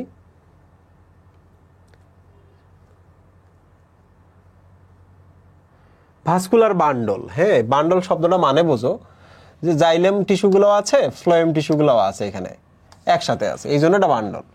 আর জাইলেম টিস্যু, ফ্লোয়েম টিস্যুর মাঝখানে মাঝে মাঝে কিন্তু কেম্বিয়াম থাকতে পারে। এই কেম্বিয়ামের কাজ কি অনেকে জানো না। কেম্বিয়ামের কাজ হচ্ছে, পাওয়ার আছে তার একটা, চেঞ্জ হওয়ার পাওয়ার আছে। কেম্বিয়াম, সি থেকে কেম্বিয়াম, C4 চেঞ্জ। এই কেম্বিয়াম টিস্যুটা চাইলে জাইলেম, কেম্বিয়াম টিস্যু চাইলেই ফ্লোয়েমে কনভার্ট হতে পারে, বুঝছো? চাইলে জাইলেমে, চাইলেই ফ্লোয়েমে কনভার্ট হতে পারে। ওকে, ডান মুহিম? আচ্ছা, এবার দেখ ভাস্কুলার বান্ডল বিভিন্ন ধরনের হইতে পারে, ঠিক আছে? তো এখানে বিভিন্ন ধরনের নাম দেওয়া আছে, যেটা আমি এখন এই জায়গায় দেখাবো। ওকে, এই জায়গায় আমি তোমাদের ট্রিকটা শেখাই দিচ্ছি, শোনো, জাস্ট ট্রিকটা পড়বা, জাস্ট ট্রিকটা পড়বা। বদ্ধ সমপার্শ্বীয়, সমদ্বিপার্শ্বীয় বলে একটা কথা আছে, আর মুক্ত সমপার্শ্বীয় আছে। বলো তো মুক্ত মানে কি? এই জিনিস কনসেপ্টটা বোঝো। মুক্ত মানে হচ্ছে তুমি এবং অন্য মানুষ দেখা হবে। কারণ কি? তুমি কোনো খারাপ কাণ্ড ঘটাও নাই। তাহলে এক আর এক মানে কি? দুই। দ্বিবীজপত্রী উদ্ভিদের কাণ্ডে মুক্ত সমপার্শ্বীয় ভাস্কুলার বান্ডল দেখা যায়।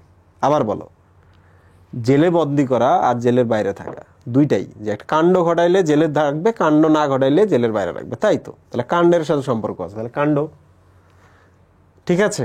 2 নম্বর হচ্ছে মুক্ত মানে কি? তুমি এবং অন্য যারা আছে তাদের মধ্যে দেখা হবে, কথাবার্তা হবে, মানে একের বেশি মানুষের সাথে তোমার দেখা হবে। দ্বিবীজপত্রী উদ্ভিদ, তাহলে দ্বিবীজপত্রী উদ্ভিদের কাণ্ড। বদ্ধ সমপার্শ্বীয়তে চলে আসতো। বদ্ধ মানে কি? তুমি আসো একলা, আর তোমার সাথে কাউরে কোনো যোগাযোগ নাই, তোমাকে বন্দি করে রাখছে।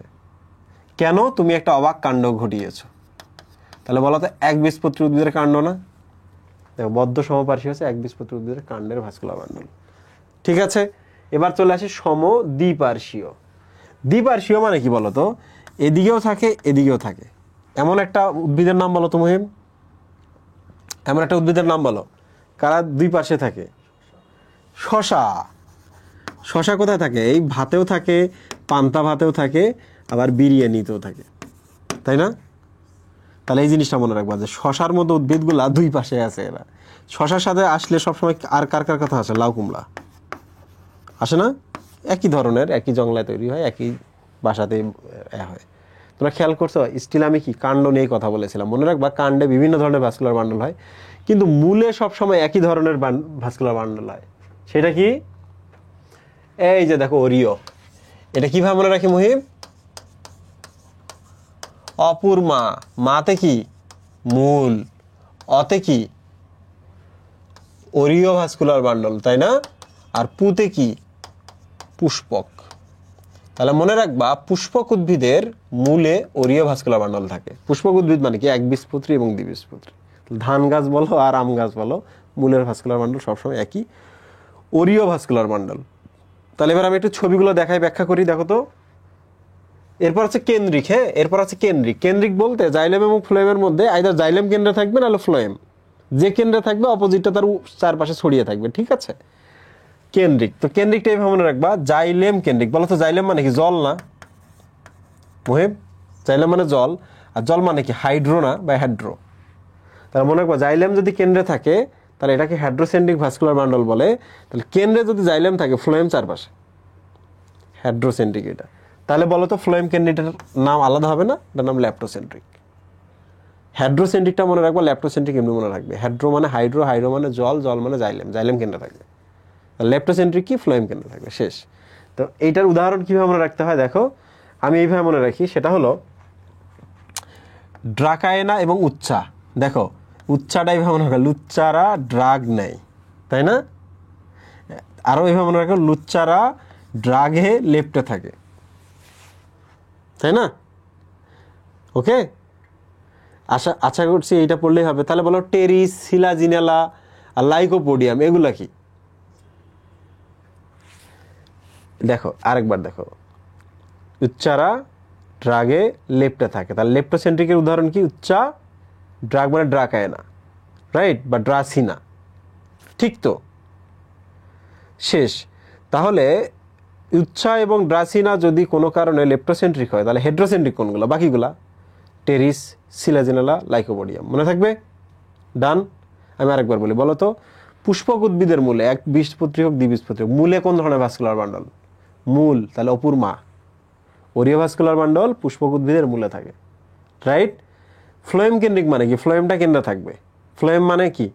লেপ্টোসেন্ট্রিক। লেপ্টোসেন্ট্রিকের উদাহরণ কি? লেপ্টে থাকে কারা? উচ্চারা, কিসে? ড্রাগে। তাই উচ্চা, ড্রাকায়না, লেপ্টোসেন্ট্রিক। তাহলে হেড্রোসেন্ট্রিক কোনগুলা? বাকিগুলা টেরিস, সিলাজিনেলা, লাইকোপোডিয়াম, ঠিক আছে। এবার চলে আসি আমরা মুক্ত সমপার্শ্বীয়, বদ্ধ সমপার্শ্বীয় কোনটি? মুক্ত মানে কি? তোমার সাথে আরেকজনের দেখাচ্ছে, দুই, তুমি খারাপ কোনো কাণ্ড ঘটাও না, এই জন্য মুক্ত, তাহলে কাণ্ড, তাহলে দ্বিবীজপত্রী উদ্ভিদের কাণ্ড। বদ্ধ সমপার্শ্বীয় মানে কি? বদ্ধ মানে হচ্ছে এক, বন্দি, তাহলে একা আর একজনের সাথে দেখা হবে না, তাহলে এক বীজপত্রী। বন্দি যেহেতু হইছো বা বদ্ধ হইছো, কেন? কারণ অবাক কাণ্ড ঘটিয়েছো, তাহলে কাণ্ড, এক বীজপত্রীদের কাণ্ডে থাকে এটা, তাই না? তাহলে দেখো আমাদের সবগুলো হলো। সমদ্বিপার্শ্বীয় ভাস্কুলার বান্ডলের উদাহরণ কি? সমানভাবে দুই দিকেই থাকে, সমদ্বিপার্শ্বীয়, এই জন্য কি সেটা? শশা, পান্তাতে বাজে, বিরিয়ানিতে বাজে, তাই না? শশা আসলে কি? শশা, লাউ, কুমড়ায় চলে আসে, তাহলে শশা, লাউ, কুমড়ায় সমদ্বিপার্শ্বীয়। ওকে, ছবিটা দেখাই, ছবিটা দেখলে তোমাদের ক্লিয়ার হয়ে যাবে। এই যে দেখো, এক এক করে দেখো তো, বোঝার চেষ্টা করো তো। দেখো ফ্লোয়েম কেন্দ্রে, তাহলে জাইলেম বাইরে, তাহলে এটা ফ্লোয়েম কেন্দ্রিক না? ফ্লোয়েম কেন্দ্রিককে আমরা বলি লেপ্টোসেন্ট্রিক। দেখো জাইলেম ভেতরে আর ফ্লোয়েমটা তার চারপাশ জুড়ে থাকে, তাহলে জাইলেমটা ভেতরে, তাহলে জাইলেম কেন্দ্রিক বা জল বা হাইড্রোসেন্ট্রিক, তাই না? দুইটা ডান। এবার দেখো ওরিও। ওরিও কি? সব উদ্ভিদের মূলে, যাদের ফুল হয় সব উদ্ভিদের মূলে থাকে ওরিও ভাস্কুলার বান্ডল, অপুর মাদার আমরা মনে রাখি। তাহলে এটা যে কেন্দ্র হয় বলো তো, এই যে দেখো জাইলেমটা কেন্দ্র থেকে ব্যাসার্ধ বরাবর, দেখছো? দেখছো ব্যাসার্ধ বরাবর সজ্জিত থাকে। ফ্লোয়েমটাও সেম, দেখো। তাহলে ওরিও মানে কি? আসলে ওরিও মানে হচ্ছে রেডিয়াস, রেডিয়াস বরাবর সজ্জিত থাকে, রাইট। আবার সমদ্বিপার্শ্বীয়তে চলে আসো তো, দেখো তো এই যে মাঝখানে কি জাইলেম না? তাহলে এই পাশে আর এই পাশে কি সেম সেম জিনিস না? সম টিস্যু, সেম টিস্যু।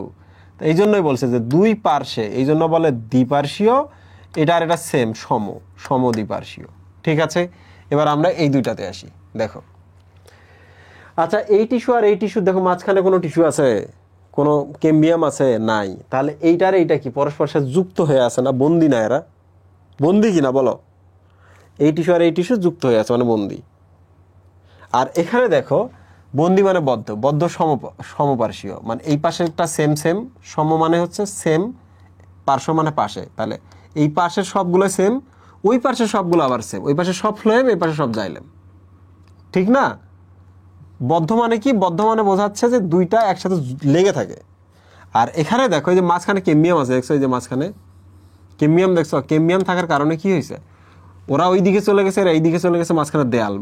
ওরা ওর মতো মুক্ত, এরা এর মতো মুক্ত, কেউ কারোর সাথে যুক্ত না, মাঝখানে দেয়াল। এই জন্য এটাকে বলা হয়, এই জন্য এটাকে কি বলা হয়? মাঝখানে দেয়াল, ও পাশে মুক্ত, এই পাশে মুক্ত, মুক্ত, ওই পাশে সব সেম সমপার্শ্বীয়, এই পাশে সব সেম সমপার্শ্বীয়, ডান। এবার আমরা ওই এগুলোতে আসি, ভাস্কুলার বান্ডলগুলোতে চলে আসি। তার আগে আমাদের আরেকটা জিনিস পড়তে হবে, সেটা হলো মেটাজাইলেম এবং প্রোটোজাইলেম নিয়ে। তো মেটাজাইলেম এবং প্রোটোজাইলেম নিয়ে পড়ার পরই আমাদের এই চ্যাপ্টারটার আমরা সিকিউগুলো সলভ করব। এখন আমরা দেখব প্রোটোজাইলেম এবং মেটাজাইলেমের ব্যাপারে, তারপরে আমরা আমাদের এইটা শেষ করব। দেখো এটা একটা জাইলেম, এই জাইলেমটা যখন বড় হয় তখন এইরকম হয় আর কি। ওকে, তাহলে এটার ব্যাস তুলনামূলক কম, এটার ব্যাস তুলনামূলক অনেক বেশি, তাহলে এইটা পরিণত, এটা হচ্ছে বাচ্চা। তো যখন বাচ্চা থাকে তখন তো আমরা তাকে কি বলবো বলো তো, প্রোটোজাইলেম। তো সে যখন নিজেকে বড় করে, চেঞ্জ করে, তাই না, মেটা মানে চেঞ্জ, তাহলে বড় হলে আমরা বলি মেটাজাইলেম। তো তোমার যদি মনে রাখতে সমস্যা হয় তুমি বলবা মেটাজাইলেম মানে মোটা জাইলেম, বেশি মোটা, তাহলে তার ব্যাসটা বেশি হবে, তাই না। তো প্রোটোজাইলেম এবং মেটাজাইলেম কেমন হয় আমি একটা ছবি দেখাই, দেখো। তো ধরা যাক এই যে মাঝখানে এই এলাকাতেই প্রোটোজাইলেম এবং মেটাজাইলেমগুলো থাকতেছে।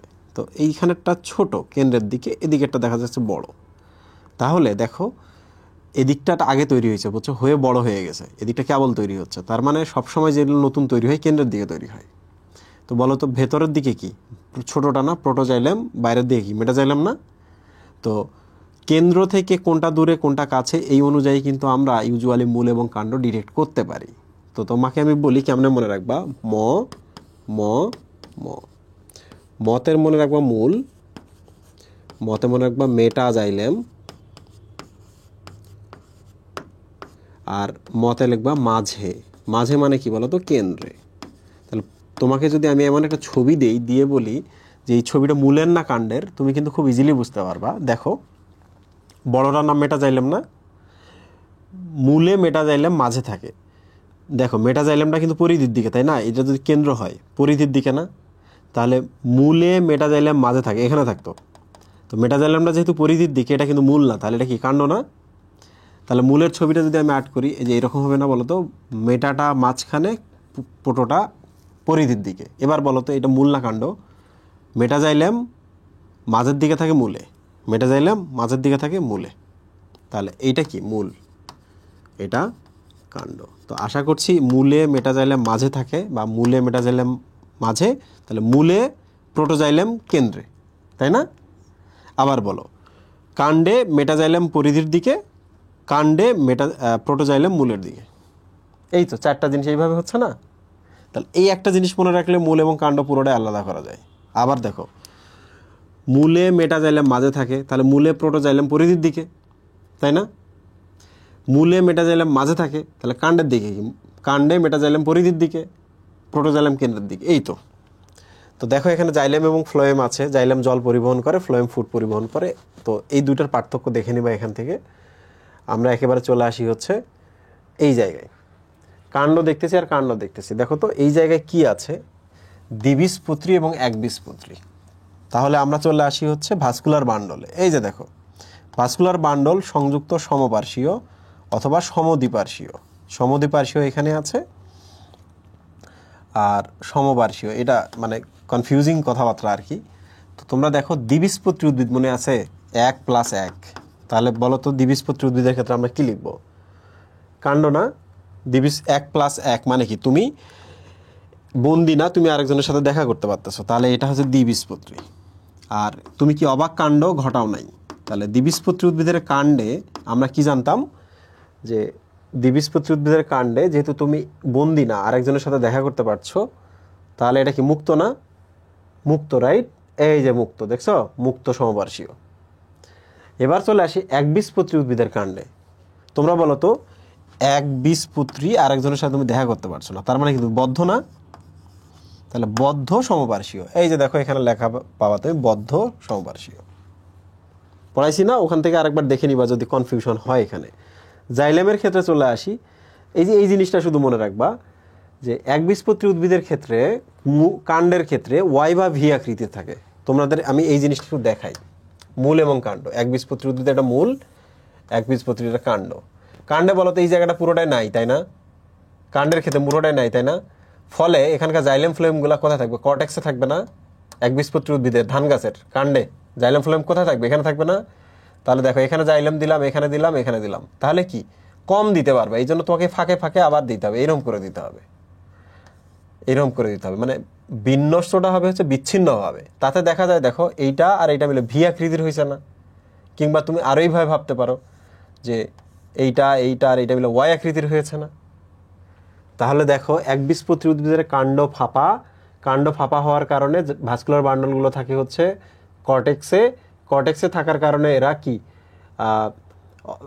বিচ্ছিন্নভাবে সজ্জিত থাকে এবং ফাঁকে থাকে, যে কারণে তাদের ওয়াই শেপ দেখা যায় কিংবা হচ্ছে ভি শেপ দেখা যায়।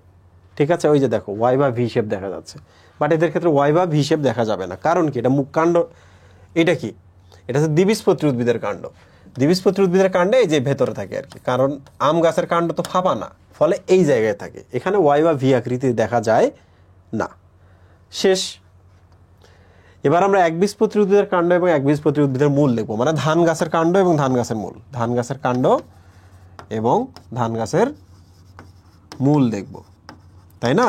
তাহলে ভাস্কুলার বান্ডল, এই যে দেখো এখানে কি বলছে, এই তোমরা বলো তো, মূলের ভাস্কুলার বান্ডল সবসময় একই না, একবীজপত্রী হোক আর দ্বিবীজপত্রী হোক। অপুর মা মনে আছে? এই যে দেখো ওরিও ভাস্কুলার বান্ডল, শুধু এই লাইনটাই শুধু মনে রাখবা। আর কাণ্ডের ক্ষেত্রে একবীজপত্রী উদ্ভিদের কাণ্ড বলো তো, একবীজ জিরো কাণ্ড, তাই না? একা তুমি আরেকজনের সাথে দেখা করতে পারছো না, তার মানে কি তুমি বন্দী না? বন্দী বা বদ্ধ না? বদ্ধ সমপার্শ্বীয়। তাহলে দেখো একবীজপত্রী উদ্ভিদের কাণ্ডে বদ্ধ সমপার্শ্বীয় দেখা যায়, এই যে দেখো বদ্ধ, এই যে সমপার্শ্বীয় দেখা যায়, তাই না? এবার লাস্টেরটাতে চলে আসে, এই যে প্রোটোজাইলেম মেটাজাইলেম নিয়ে কথা বলেছে, বলো তো মূলে মেটাজাইলেম মাঝে বা কেন্দ্রের দিকে থাকে, তাই না? এই যে মূলে যাও, দেখো মেটাজাইলেম মাঝের দিকে থাকে মূলে, দেখছো? তাহলে প্রোটোজাইলেম কি হবে? তাহলে কাণ্ডে কি হবে? কাণ্ডে মেটাজাইলেম পরিধির দিকে হবে, দেখো এই যে মেটাজাইলেম পরিধির দিকে, ওইটার অপোজিট, ঠিক আছে? তো একটা জিনিস, এই যে এক্সার্ক এবং এন্ডার্ক পরীক্ষায় কিন্তু আসতে পারে, মনে রাখবা মেটাজাইলেম অনুযায়ী নামকরণ হয় না, প্রোটোজাইলেম অনুযায়ী নামকরণ হয়। মেটাগুলো মানে কি? বয়স্ক, বাচ্চাগুলোর নাম কি? প্রোটোজাইলেম। তাহলে এবার দেখো তো, মেটাজাইলেম যদি মাঝের দিকে থাকে, তাহলে প্রোটোজাইলেমগুলো পরিধির দিকে বা বাইরের দিকে, বা এক্স না, এক্স মানে বাইরে, এক্স মানে সাবেক, তাই না? তাহলে এটার নাম এক্সার্ক। তাহলে বলো তো মেটাজাইলেম মাঝের দিকে যদি থাকে, তাহলে প্রোটোজাইলেমগুলো পরিধির দিকে বা বাইরের দিকে, তাহলে প্রোটোজাইলেম অনুযায়ী নামকরণ করলে এক্সার্ক, ঠিক না? আচ্ছা, ওইটাতে মেটাজাইলেম মাঝে, এটাতে মেটাজাইলেম কি পরিধির দিকে না? তাহলে প্রোটোজাইলেমগুলো কোথায়? কেন্দ্রের দিকে না? কেন্দ্র মানে কি? এন্ডার্ক, ঠিক আছে? এন্ডার্ক নামকরণ হয় প্রোটোজাইলেমের উপর ভিত্তি করে, আর মেটাজাইলেমেরটা তুমি যদি ধরতে পারো তাহলে তুমি প্রোটোজাইলেমের অনুযায়ী নামকরণ করতে পারবা। সো এই ছিল আমাদের সিকিউ এর জন্য প্রিপারেশন। ট্রাস্ট মি, সিকিউ এর জন্য যা আমরা প্রিপারেশন নিছি, that's enough, more than enough. এখন আমরা এখানে চলে আসি, হাইডাথোট কি? মনে আছে হাইডাথোট কি জিনিস? হাইডা মানে পানি। তাহলে পাতার কিনারে যে পত্ররন্ধ্রগুলো থাকে, যে যার ভেতর দিয়ে পানি তরল আকারে বের হয়, সেই পত্ররন্ধ্রগুলোর নামই হচ্ছে হাইডাথোট। এপিডার্মিসকে ক্যাসপেরিয়ান ফিতা বলা হয় কেন? আরে না, এটা না। এন্ডোডার্মিসকে কেন ক্যাসপেরিয়ান ফিতা বলা হয়? তাহলে বলো তো, মূলে যে এন্ডোডার্মিস আছে, এই কোষগুলো আছে, সেটার যে প্রস্থপ্রাচীর এবং বহিঃপ্রাচীরের দিকে লিগনিন এবং সুবেরিন থাকে, সুবেরিন এবং লিগনিন থাকে। তো এগুলো একটু ফিতার মতো সজ্জিত থাকে, এবং এটি কি করে? পানি বিদ্বেষী, ফলে কর্টেক্স থেকে ভেতরের দিকে মেডুলার দিকে পানির যাওয়ার পথ রোধ করে বাঁধের মতো কাজ করে। এই লিগনিন এবং সুবেরিনটা ফিতার মতো যেহেতু, এই জন্য এটাকে বলা হয় ক্যাসপেরিয়ান স্ট্রিপ। এ এবং বি এর মাঝে তুলনামূলক পার্থক্য বলো। এ কি? ভাজক টিস্যু। বি কি? স্থায়ী টিস্যু। ওই যে ভাজক টিস্যু এবং স্থায়ী টিস্যুর মধ্যে একটা বিভাজন করতে পারে, একটা বিভাজন করতে পারে না, একটা কি আন্তঃকোষীয় ফাঁক নেয়, আর একটা আন্তঃকোষীয় ফাঁক আছে, একটাতে প্রোপ্লাস্টিড থাকে, আরেকটাতে প্লাস্টিড থাকে, একটাতে হচ্ছে কোষ প্রাচীর পাতলা, আর একটাতে কোষ প্রাচীর পুরু, একটাতে সম আকৃতির, একটা বিষম আকৃতির, একটাতে কোষ গহ্বর থাকে, আর একটাতে কোষ গহ্বর থাকে না, এই তো, তাই না? লাস্টেরটা কি ছিল? উদ্ভিদের দেহের বৃদ্ধি সাধনে উদ্দীপকের টিস্যুর ভূমিকা বর্ণনা করো। উদ্দীপকের বৃদ্ধি সাধনে কিন্তু এই যে ওই ভাজক টিস্যুটা ব্যবহার করা হয়। তাহলে আমরা এক এক করে বলবো যে উদ্ভিদের যে প্রাইমারি ভাজক টিস্যুগুলো আছে, যেগুলো উদ্ভিদের কাণ্ড এবং শীর্ষে, মূলের শীর্ষে থাকে, এবং তারা যখন বৃদ্ধি পায়, উদ্ভিদের কি হয়? দৈর্ঘ্য বৃদ্ধি হয়। দৈর্ঘ্য বৃদ্ধিকে আমরা প্রাইমারি বৃদ্ধি বলি। উদ্ভিদের কিছু টিস্যু আছে যেগুলো কি থাকে? পার্শ্বীয় টিস্যু, পার্শ্বীয় ভাজক টিস্যু। এরা কি করে? বৃদ্ধি পেলে উদ্ভিদের ব্যাস বৃদ্ধি পায়, আর ব্যাস বৃদ্ধিকে আমরা বলি সেকেন্ডারি বৃদ্ধি। এবং এই টিস্যুগুলো উদ্ভিদের কোনো ক্ষত সৃষ্টি হলে আবার ডিভিশন হয়ে কি করে? ক্ষত পূরণ করে, তাই না? এই কথাগুলো লিখতে হবে না? আমি প্রথমেই বলছি ক্লাস শুরুর সময়। এখানে দেখো এপিডার্মিস কি জিনিস? এপি মানে উপরে, ডার্মিস মানে ত্বক। উদ্ভিদের কাণ্ড বা মূলের একেবারে বাইরের কোষ স্তরকে বলা হচ্ছে এপিডার্মিস। টেরিসের পরিবহন কলাগুচ্ছকে হেড্রোসেন্ট্রিক বলার কারণ কি? হেড্রোসেন্ট্রিক বলার কারণ কি? দেখো, হেড্রো মানে কি? হাইড্রো মানে কি? জল, জল মানে কি? জাইলেম, তাহলে তোমরা বলবা টেরিসের ভাস্কুলার বান্ডলে জাইলেম কোষগুলো কেন্দ্রে থাকে এবং ফ্লোয়েম কোষগুলো বাইরে থাকে। জাইলেমগুলো কেন্দ্রে থাকার কারণে একে জাইলেম কেন্দ্রিক বা হাইড্রোসেন্ট্রিক ভাস্কুলার বান্ডল বলে। উদ্দীপকের ডি উদ্ভিদাংশকে নির্দেশ করে তার অন্তর্গঠনের চিহ্নিত চিত্র অঙ্কন করো। ডি ডি ডি এই যে দেখো, এটা কিন্তু মূল। তাহলে দেখো কারণ কি, দেখো কেন্দ্র থেকে কি ওরিও না, আর ওরিও মানে কি অপুরমানা ওরিও ভাস্কুলার বান্ডল পুষ্পক উদ্ভিদের মূলে থাকে। তাহলে দেখো কি বলছে, মূলের অন্তর্গঠনের চিহ্নিত চিত্র বলছে। তাহলে দয়া করে মূলের চিত্র দিবা, বেশি শোনো টেনশন করবো না। তাহলে এই পাশে কি করবা, এগুলা দিবা এক কোষী রোম, তারপর কি করবো এপিডার্মিসের মতো এখানে কোষ দিবা, এগুলোর নাম লিখবা। এপিডার্মিস না লিখে বলবা এপিব্লেমা, মনে রাখবা মূলের এপিডার্মিসকে এপিব্লেমা বলে। তারপর কি করবা, এখানে অ্যান্ডোডার্মিস দিবে। অ্যান্ডোডার্মিস তো দিতেই হবে, বলো তো কেন দিতে হবে? কারণ মূলে তো পানি ঢোকে, পানিটা যেন ভেতরে ঢুকে গিয়ে যেন প্রবলেম না সৃষ্টি করতে পারে। এরপর যেটা করবা কি, বহুসারি কর্টেক্স যেন দেওয়ার মতো যেন তোমার চিত্রের মতো জায়গা থাকে, বহুসারি কর্টেক্স, কারণ মূলে খাদ্য জমা হয় কর্টেক্সে, আর কর্টেক্সটা বহুসারি হয়। তারপর ভাস্কুলার বান্ডল এখানে দিবা, এগুলো অরীয়ভাবে থাকে, তাই না মুহিব? মূলে সবসময় অরীয়ভাবে থাকে না? এই যে দেখো অরীয় কেন্দ্র থেকে অরীয় ভাস্কুলার বান্ডল দিবা, আর এখানে একটু পেরিসাইকেল দিয়ে দিবা। কিন্তু ভুলেও কখনো মূলে এক কোষের জায়গায় বহু কোষী মূল্যম দিবা না। আর 2 নম্বর হচ্ছে এই এপিডার্মিসের নিচে গ্যাস্ট্রোডার্মিস দিবা না, হাইপোডার্মিস দিবা না। হাইপোডার্মিস সবসময় কাণ্ডে থাকে। তাহলে আমি চিহ্নিত চিত্র অঙ্কন করে ফেললাম। দিস ইজ এপিডার্মিস বা এপিব্লেমা। তারপর হচ্ছে কর্টেক্স, ব্র্যাকেটের মধ্যে লিখবা বহুস্তর, লিখবা অ্যান্ডোডার্মিস, ব্র্যাকেট লিখবা ক্যাসপেরিয়ান ফিতা আছে। তারপর অরীয় ভাস্কুলার বান্ডল ছবি অ্যাড করবা, এই ভেতরেগুলোকে বলবা মজ্জা, আর এই পাশে যে টিস্যুগুলো গেছে ফাঁকে ফাঁকে এগুলোকে লিখবা মজ্জারশ্মি, এইটার নাম দিবে অ্যান্ডোডার্মিস। অ্যান্ডোডার্মিসের নিচে আরেকটা লেয়ার দিয়ে লিখবা পেরিসাইকেল। কথা শেষ। উদ্দীপকে প্রদর্শিত ABC এর মধ্যে মিল এবং অমিলগুলো লিখো। ABC মিল কি বলো? তোমরা বলবা এখানে সমপার্শ্বীয়, এটা এদিকে যা আছে তাই আছে, এদিকে তা আছে তাই আছে, এটাও সমপার্শ্বীয়। লিখবা যে এটাকে আমরা সমপার্শ্বীয় বলি, এটাও সমপার্শ্বীয় বলি, কিন্তু এটাকে আমরা বলি সমদ্বিপার্শ্বীয়, কারণ এইটার দুই পাশে সমান সমান একই ধরনের। 2 নম্বর লিখবা এইটাকে আমরা বলি কি বলি, এটাকে আমরা বলি মুক্ত ভাস্কুলার বান্ডল, কারণ মাঝখানে কেম্বিয়াম আছে। এটাকে বলো বদ্ধ ভাস্কুলার বান্ডল, কারণ জাইলেম ফ্লোয়েমের মাঝখানে কোনো ধরনের ভাস্কুলার বান্ডল নাই।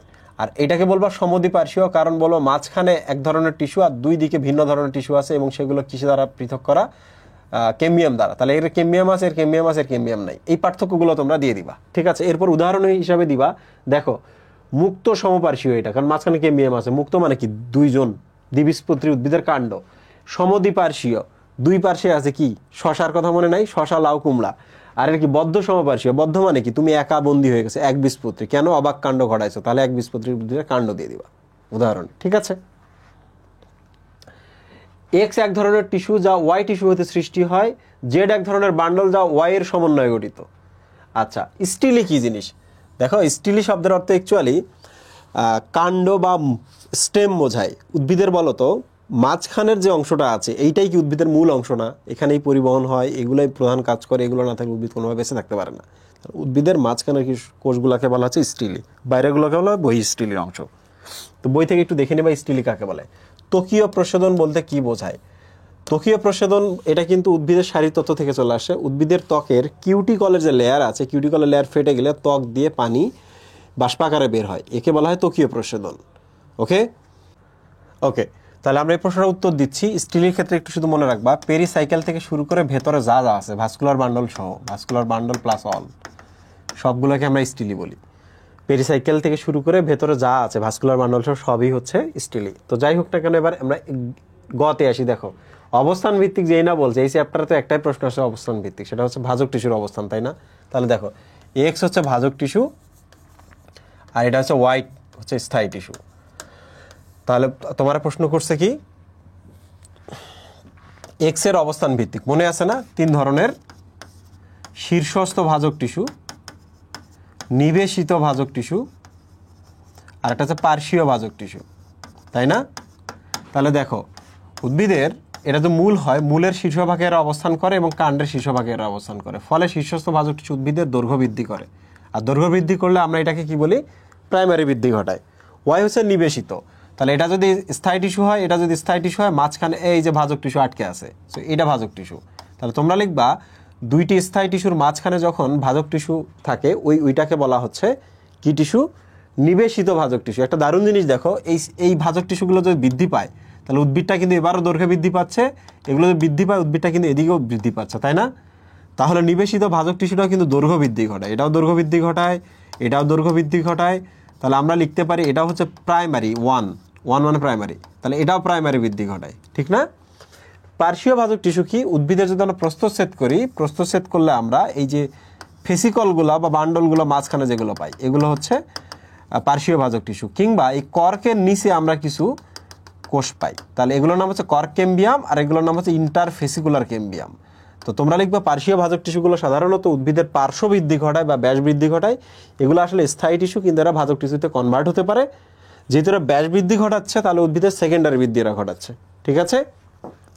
আচ্ছা, মূল এবং কাণ্ড শনাক্তকরণে জেডের ভূমিকা বলো। দেখো জেড এক ধরনের বান্ডল, তার মানে ভাস্কুলার বান্ডলের কথা বলছে, ওয়াই সমন্বয়ে গঠিত। তাহলে ওয়াই মানে কি? জাইলেম এবং জাইলেম প্লাস ফ্লোয়েম, সাথে ক্যাম্বিয়াম থাকতে পারে। তাহলে জেড হচ্ছে ভাস্কুলার বান্ডল। তাহলে ভাস্কুলার বান্ডল উদ্ভিদের মূল এবং কাণ্ড শনাক্তকরণে ভূমিকা রাখে। তাহলে তোমরা লিখবা যে ভাস্কুলার বান্ডল যদি কেন্দ্র থেকে অরীয়ভাবে বিন্যস্ত থাকে তাহলে আমরা বলি অরীয় ভাস্কুলার টিস্যু, এটা মূলে থাকে, অপুরমা। তারপর বলবা ভাস্কুলার টিস্যুগুলো যদি এই কর্টেক্সে থাকে তাহলে এটি কি? এটা হচ্ছে একবীজপত্রী উদ্ভিদের কোথায় থাকে? কাণ্ডে থাকে, কারণ একবীজপত্রী উদ্ভিদের কাণ্ড ফাঁপা, ভাস্কুলার বান্ডলগুলো এখানে থাকে, ওয়াই বা ভি আকৃতির। এটি দ্বারা আমরা একবীজপত্রী উদ্ভিদের কাণ্ড শনাক্ত করি। তারপর দ্বিবীজপত্রী উদ্ভিদের কাণ্ড আমরা কিভাবে শনাক্ত করি? তোমরা বলবো দ্বিবীজপত্রী উদ্ভিদের কাণ্ডে যে ভাস্কুলার বান্ডল থাকে সেটা হচ্ছে মুক্ত সমপার্শ্বীয়। মুক্ত সমপার্শ্বীয় মানে হচ্ছে এদিকে জাইলেম থাকবে, এদিকে ফ্লোয়েম থাকবে, মাঝখানে ক্যাম্বিয়াম থাকবে। তাহলে এই ধরনের ভাস্কুলার বান্ডল থেকে আমরা মুক্ত সমপার্শ্বীয় ভাস্কুলার বান্ডল শনাক্ত করি। ভাস্কুলার বান্ডল যখন পড়াইছি না, ওই যে খুব ভালো করে দেখবা। ওকে, আশা করছি সবাই বুঝতে পেরেছো। এখানে দেখো জাইলেম কি জিনিস। জাইলেম হচ্ছে এক ধরনের স্থায়ী টিস্যু। জাইলেমের কাজ হচ্ছে জল পরিবহন করা মূল থেকে পাতার দিকে, ঠিক আছে? মুক্ত সমপার্শ্বীয় ভাস্কুলার বান্ডল বলতে কি বোঝায়? দেখো মুক্ত মানে কি? এদিকে জাইলেম আছে, এদিকে ফ্লোয়েম আছে, তাহলে তাদেরকে মাঝখানে ক্যাম্বিয়াম দিয়ে ভাগ করে দিতে হবে, তাই না? ওরা আলাদা, এরা আলাদা। তাহলে চিত্র দিয়ে দিবা যে মুক্ত ভাস্কুলার বান্ডল, এরকম চিত্র দিয়ে এখানে লিখবা জাইলেম, এখানে লিখবা ফ্লোয়েম, আর এখানে লিখবা ক্যাম্বিয়াম, ঠিক আছে? নিচে লিখবা চিত্র মুক্ত ভাস্কুলার বান্ডল, লিখবা না? এবং লেখার পর বান্ডল বলতে কি বোঝো তখন তুমি ব্যাখ্যা করবা যে মুক্ত ভাস্কুলার বান্ডলে জাইলেম এবং ফ্লোয়েমগুলো আলাদা থাকে কারণ মাঝখানে ক্যাম্বিয়াম দ্বারা পৃথক করা থাকে, ঠিক আছে? তো এটি হলো মুক্ত ভাস্কুলার বান্ডল। প্লিজ দয়া করে এই লাইনটাও একটু দিও। মুক্ত মানে কি? মুক্ত মানে আমি আরেকজনের সাথে দেখা করছি, মানে দ্বিবীজপত্রী উদ্ভিদ। আর মূলে সবসময় অরীয়, তাহলে দ্বিবীজপত্রী উদ্ভিদের কাণ্ড, দ্বিবীজপত্রী উদ্ভিদের কাণ্ডে মুক্ত ভাস্কুলার বান্ডল থাকে, ঠিক আছে? অবস্থানের ভিত্তিতে উদ্দীপকে আর টিস্যুর, দেখো অবস্থানের ভিত্তিটা খুবই জরুরি। একটু আগে দেখাইলাম না আমি, শীর্ষস্থ, নিবেশিত, পার্শ্বীয়। শীর্ষস্থ কোনটা? মূল কাণ্ডের শীর্ষে থাকে। নিবেশিত কোনটা? দুই স্থায়ী টিস্যুর মাঝখানে থাকে। শীর্ষস্থ এবং নিবেশিত দুইটা উদ্ভিদের দৈর্ঘ্য বৃদ্ধি বা প্রাইমারি বৃদ্ধি ঘটায়। তাহলে বাকি হলো পার্শ্বীয়। তাহলে প্রস্থচ্ছেদ যদি আমরা করি, কর্কের নিচে কর্কেম্বিয়াম এবং ফেসিকলগুলো বা বান্ডলগুলো মাঝখানে ইন্টারফেসিকুলার ক্যাম্বিয়াম, এরা উদ্ভিদের পার্শ্ববৃদ্ধি ঘটায়, ঠিক আছে? উদ্দীপক চিত্রে আর টিস্যু, এগুলো আর কার্যকারিতা উদ্ভিদের বৃদ্ধি এবং বিকাশে ভূমিকা রাখে। তোমরা বলবা যে এরা যখন মূল এবং কাণ্ডের শীর্ষে থাকে দৈর্ঘ্য বৃদ্ধি ঘটায়, এটিকে প্রাইমারি বৃদ্ধি বলে। যদি এরা আবার কি করে পার্শ্ব বৃদ্ধি ঘটায়, উদ্ভিদের গৌণ বৃদ্ধি হয় বা সেকেন্ডারি বৃদ্ধি হয়। এবং উদ্ভিদের ক্ষত সৃষ্টি হলে ভাজক টিস্যুগুলো বিভাজনের মাধ্যমে ক্ষতপূরণ করে। এছাড়া পাতার বৃদ্ধি, মূলের বৃদ্ধি, এই জিনিসগুলো নিয়ে একটু কথা বলবা যে এই ভাজক টিস্যুগুলো এইভাবে কাজ করে। তো থ্যাংক ইউ। আশা করছি টিস্যু থেকে তোমাদের কোনো প্রবলেম থাকার কথা না। যা পড়িয়েছি দ্যাট ইজ অলমোস্ট 100%। সিরিয়াসলি পড়ো। থ্যাংক ইউ সবাইকে।